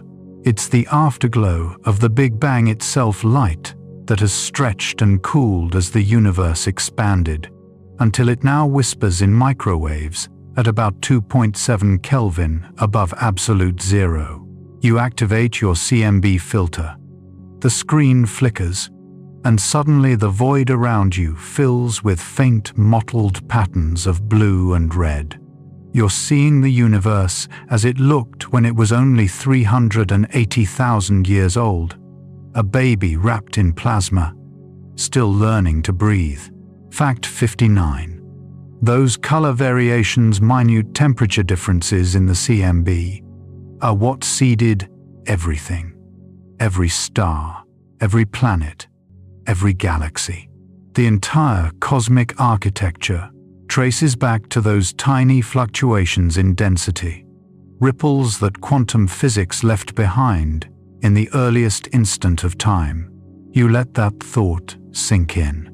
Everything that exists, every heartbeat, every orbit, every dream, it all began as the faintest unevenness in a sea of glowing hydrogen. The display hums softly, mapping the CMB's uneven texture in exquisite detail. There's something deeply peaceful about it, a reminder that even chaos can be creative. Fact 60. The CMB's uniformity, so perfect, so precise, suggests that the entire observable universe was once smaller than a proton, expanded by a sudden inflationary event. In less than a trillionth of a second, space itself ballooned faster than light could travel, smoothing everything into near-perfect symmetry. You stare at the screen, and for a moment you can almost feel that ancient expansion, the primal exhale that birthed everything. The universe didn't explode into space. It became space, stretching every particle apart, while still holding the same silence it carries today. Fact 61. The cosmic horizon, the farthest edge of what we can see, is about 46 billion light-years away in every direction. But that doesn't mean the universe is 92 billion light-years across. It's far larger, possibly infinite. The light from beyond simply hasn't reached us yet. The concept makes your head swim. You're drifting in a bubble of light, surrounded by a horizon that isn't really an edge, just a limit to what can be known. Beyond that, unknown country, unreachable time. You wonder what's happening right now. Beyond that limit, new galaxies forming, stars burning, black holes colliding, and none of it will ever touch your eyes. Fact 62. Even if we waited forever, we would never see beyond the cosmic horizon. Space is expanding faster than light between those distant regions and us. They're receding beyond reach, not because they move through space, but because space itself is stretching between us. You look down at your hands, illuminated by the dim light of the console, and feel the strangeness of it all. You're made of matter that once was energy, that once was nothing, and now is you, staring into forever. The ship's sensors whisper a faint, rhythmic ping. It's detecting faint microwave variations, echoes from the CMB itself, warped by intervening clusters of galaxies. Fact 63. As the CMB travels through the universe, its path is distorted by gravitational lensing, the bending of light by massive structures like galaxy clusters. This effect helps scientists map the invisible scaffolding of dark matter that shapes the cosmos. Dark matter, the invisible framework holding everything together. You adjust your instruments to detect its gravitational fingerprint. The data flickers, showing patterns of light bending and twisting, hinting at unseen mass lurking behind the stars. Fact 64. Roughly 27% of the universe is made of dark matter stuff that doesn't emit, absorb, or reflect light. We only know it's there because of the way it bends gravity and keeps galaxies from flying apart. Fact 65. Without dark matter, galaxies like the Milky Way would spin themselves apart within a few million years. It's the invisible glue that binds the stars. The radar pings softly again, tracing a faint network of dark matter filaments, cosmic highways linking clusters across billions of light years. It looks like a web of lightless glass suspended in infinity. Fact 66. Dark matter forms a cosmic web, a vast, three-dimensional lattice that underlies all visible structure in the universe. Galaxies and clusters form where these filaments intersect. Like dew collecting at the joints of a spider's web, you lean back and close your eyes, imagining that web as a living structure, each filament pulsing faintly with unseen energy, each intersection birthing a new galaxy. Fact 67. Though invisible, dark matter shapes the universe's geometry itself.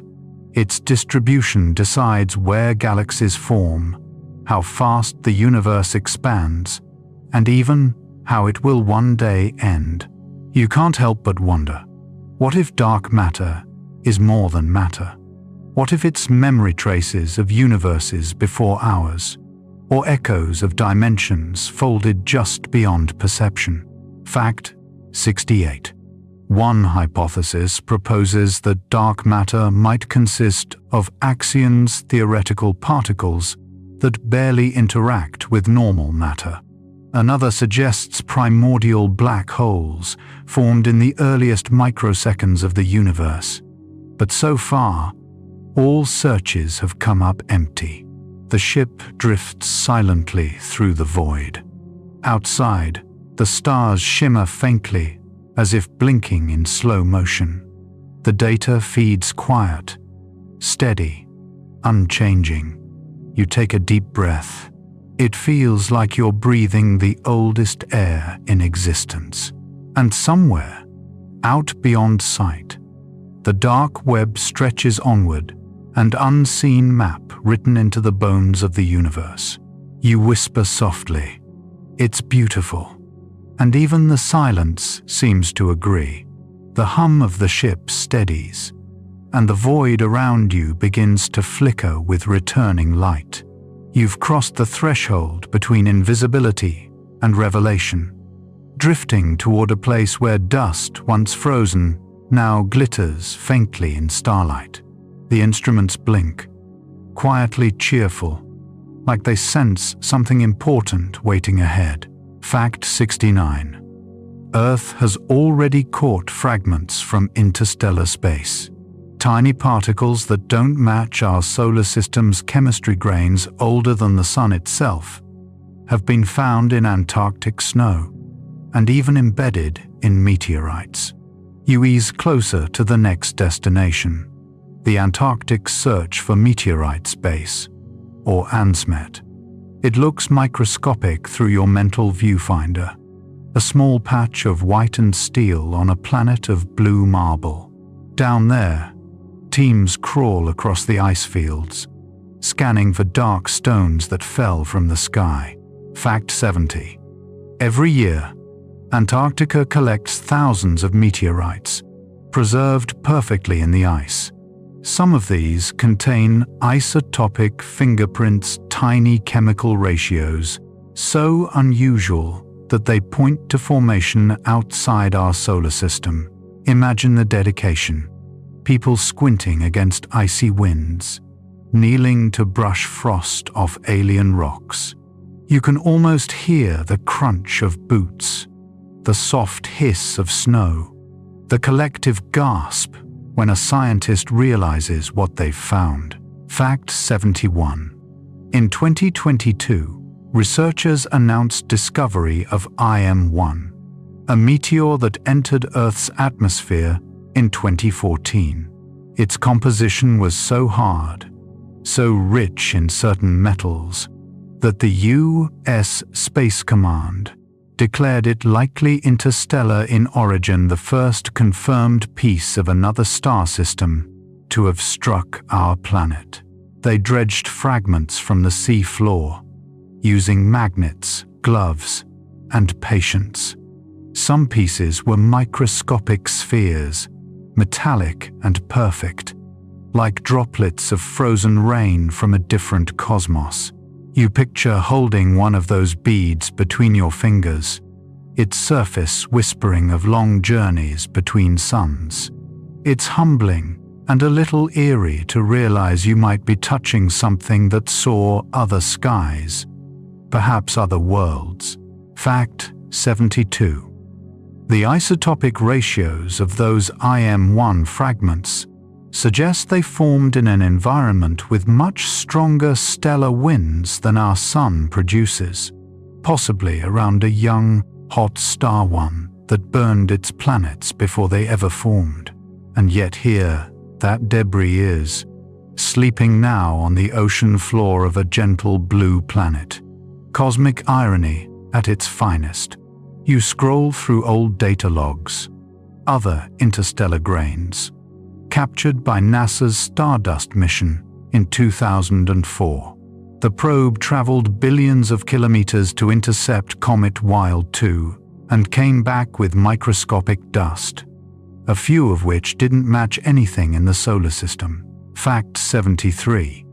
Some of those grains had oxygen isotope ratios completely foreign to any known solar material, clear signatures that they predate the Sunday.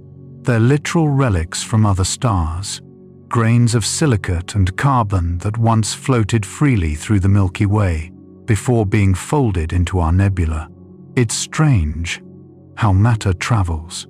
You think of how every explosion, every collapse, every eruption of energy somewhere out there eventually becomes dust.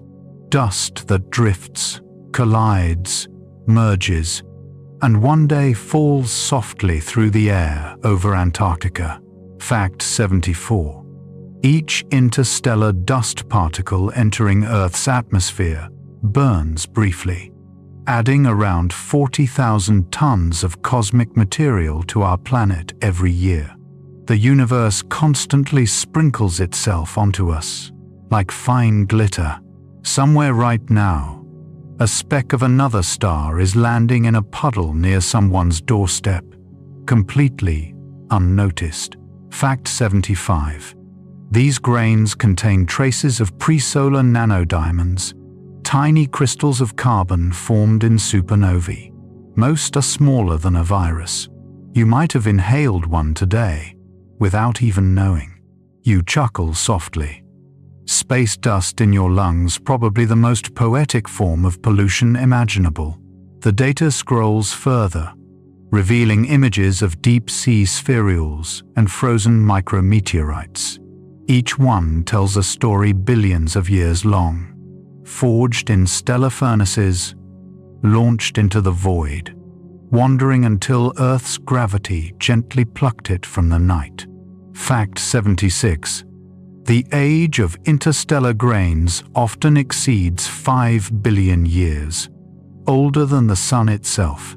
Some were formed in long-dead red giants, or even in the shockwaves of supernovae before our solar nebula condensed. You can't help but imagine the journey of one such grain. It drifts for eons, nudged by radiation pressure, occasionally brushing past passing worlds. It crosses entire spiral arms, joins molecular clouds, gets trapped in a newborn star system, and finally, after all that ends up melting into your atmosphere. Fact 77. Some researchers believe these ancient grains could carry organic molecules, perhaps even precursors to amino acids. It's one of the leading theories behind panspermia, the idea that life's seeds might travel between stars. Of course, scientists still argue whether any complex molecule could survive that journey intact. Radiation, vacuum, heat. It's not exactly gentle out there, but maybe a few fragments endure. Maybe life doesn't need comfort to persist, just time and persistence. Fact 78. The Murchison meteorite, which fell in Australia in 1969, contained over 90 different amino acids, many not found on Earth. Some scientists think they may have interstellar origins molecules, cooked in the cold depths of space long before life began here. You imagine these meteorites as cosmic care packages, little biochemical starter kits tossed across the void. The universe might not be friendly, but it is strangely generous. Fact 79. Not all interstellar dust is exotic. Some grains are just plain graphite and silicate, the same materials that make up pencil, lead, and sand. It's a funny thought that you could write about the stars with the same element they're made from. You smile at the irony again, because somewhere deep in your bones, stardust hums quietly in agreement. Fact 80.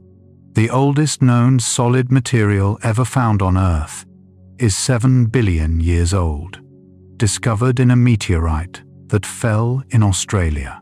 Those grains were formed before the Sun existed, likely in the winds of dying stars. So, technically, the oldest thing you've ever touched wasn't made on Earth, or even in this part of the galaxy. Outside, your ship's sensors detect drifting dust, shimmering faintly in infrared light. You reach out your hand as though you could catch some, feeling instead the faint vibration of your vessel's hull, a soft, constant heartbeat.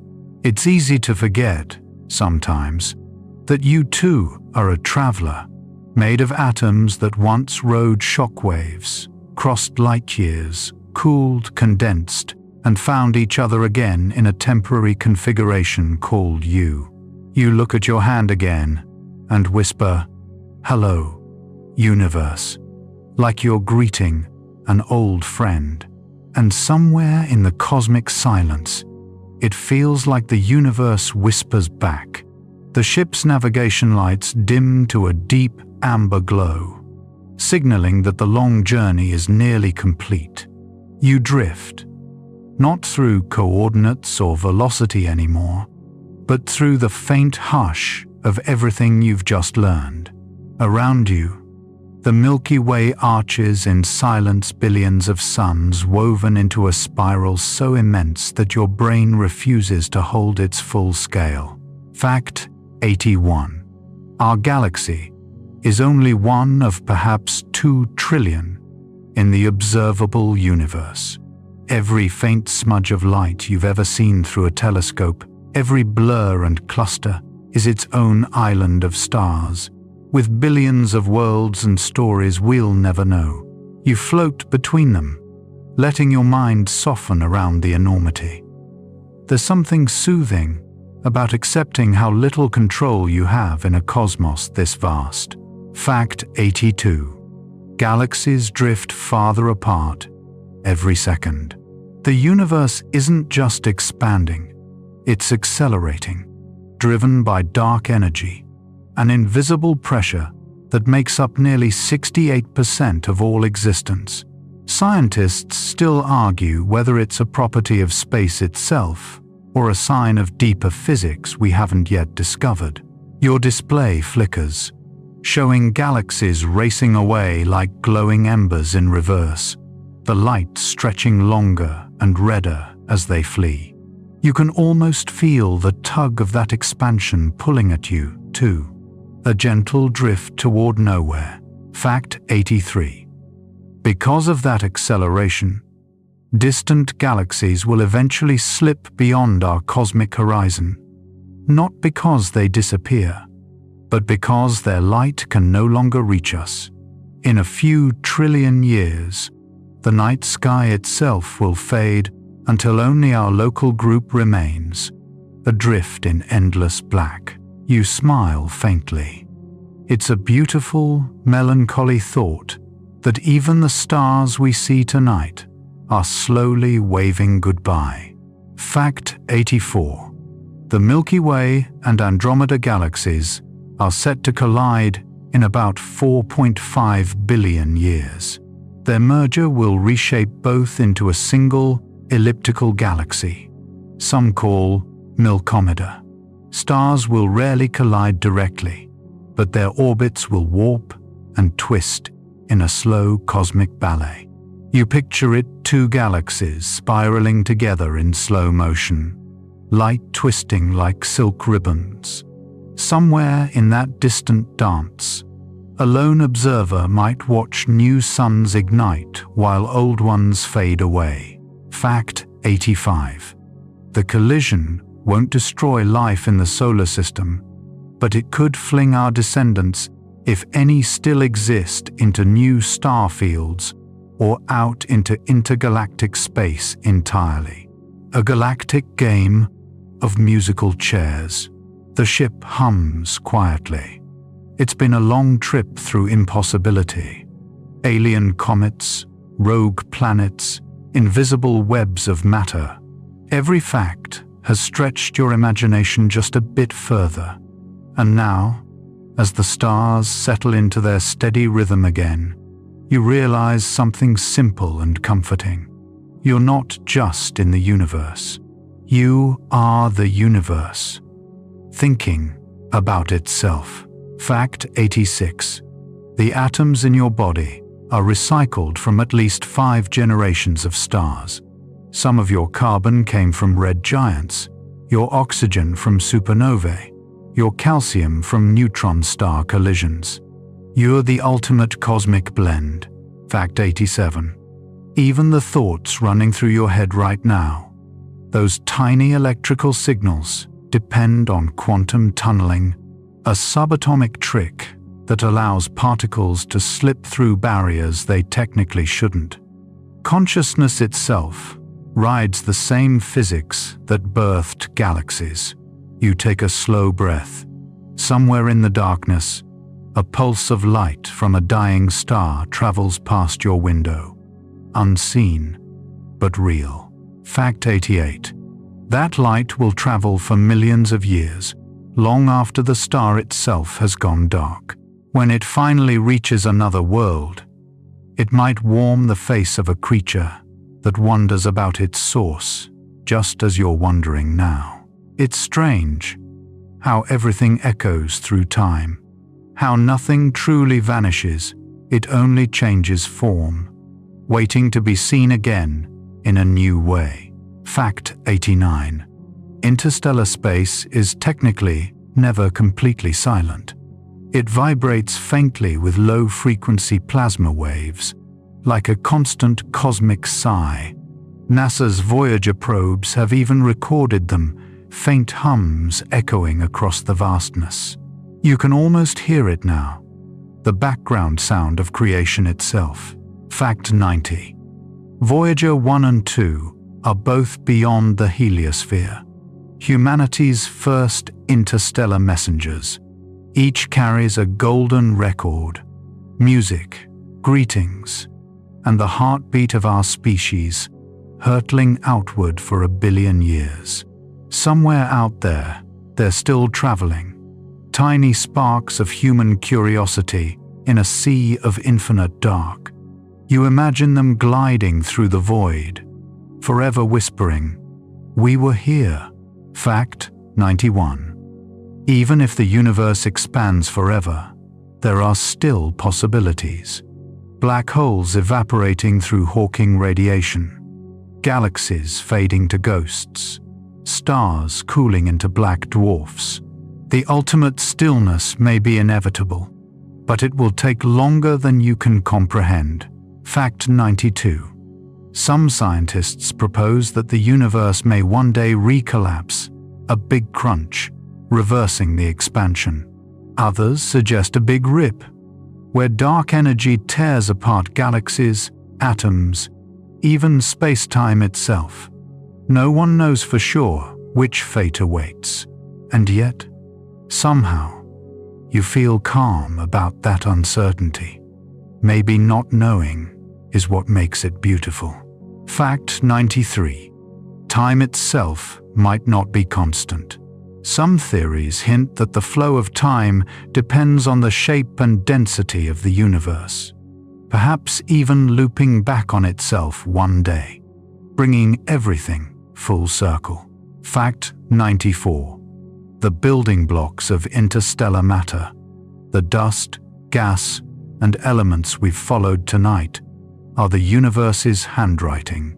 Every nebula, every comet, every grain of meteorite tells a piece of a story still being written. You let that thought settle over you like soft static. The ship slows, aligning with Earth's pale blue glow ahead. Fact 95.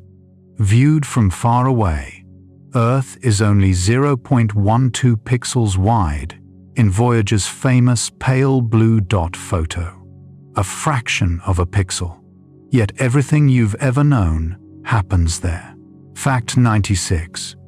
Carl Sagan once said that photo reminded him of a mote of dust suspended in a sunbeam. You can't help but smile, realizing that even our greatest minds speak in poetry when faced with the stars. Fact 97. Life on Earth has already survived 5 mass extinctions. Statistically, it shouldn't still exist, but somehow it does. That's the universe's quiet sense of humor. Fact 98. Interstellar travel, the kind you've imagined tonight, is still impossible with current physics, but that never stopped humans from dreaming about it, and maybe dreams are the universe's first draft of reality. Fact 99. You are made of stardust, yes, but you are also the one who noticed it. Consciousness is the rarest element we've found in all creation so far. Fact 100. The most unbelievable thing about interstellar objects isn't their distance or age. It's that, somehow, across billions of years and unthinkable darkness, they connect back to you. You exhale slowly, letting the hum of the ship fade into the soft static of sleep. Now, let everything quiet down. Imagine your body floating in the same gentle dark that carries those ancient comets. Every breath, a ripple through invisible dust. The stars no longer seem sharp, or far they blur softly at the edges, like candlelight behind closed eyelids. The hum you hear is the same vibration that trembles through galaxies, through hydrogen, through your pulse. The boundaries between you and the universe melt until you can't quite tell where one ends and the other begins. Let your thoughts slow down to the pace of drifting molecules. The comets and rogue planets keep gliding, the cosmic rays keep humming, and the light from long-dead suns keeps threading its way across eternity. Everything continues, effortlessly. You've crossed the interstellar dark and returned, carrying the smallest fragments of forever in your memory. You've listened to the echoes of the first light, watched galaxies collide in slow motion, and felt the hush of dust older than time. Now, all that's left is peace. Let the last starlight fade, like distant lullabies slipping into silence. The universe holds you gently, steady as gravity, soft as cosmic dust falling through deep water. Breathe in the night, breathe out the distance, and drift. Because even as you sleep, the stars will keep whispering their stories to anyone willing to listen. Good night, traveler. Sweet dreams among the stars.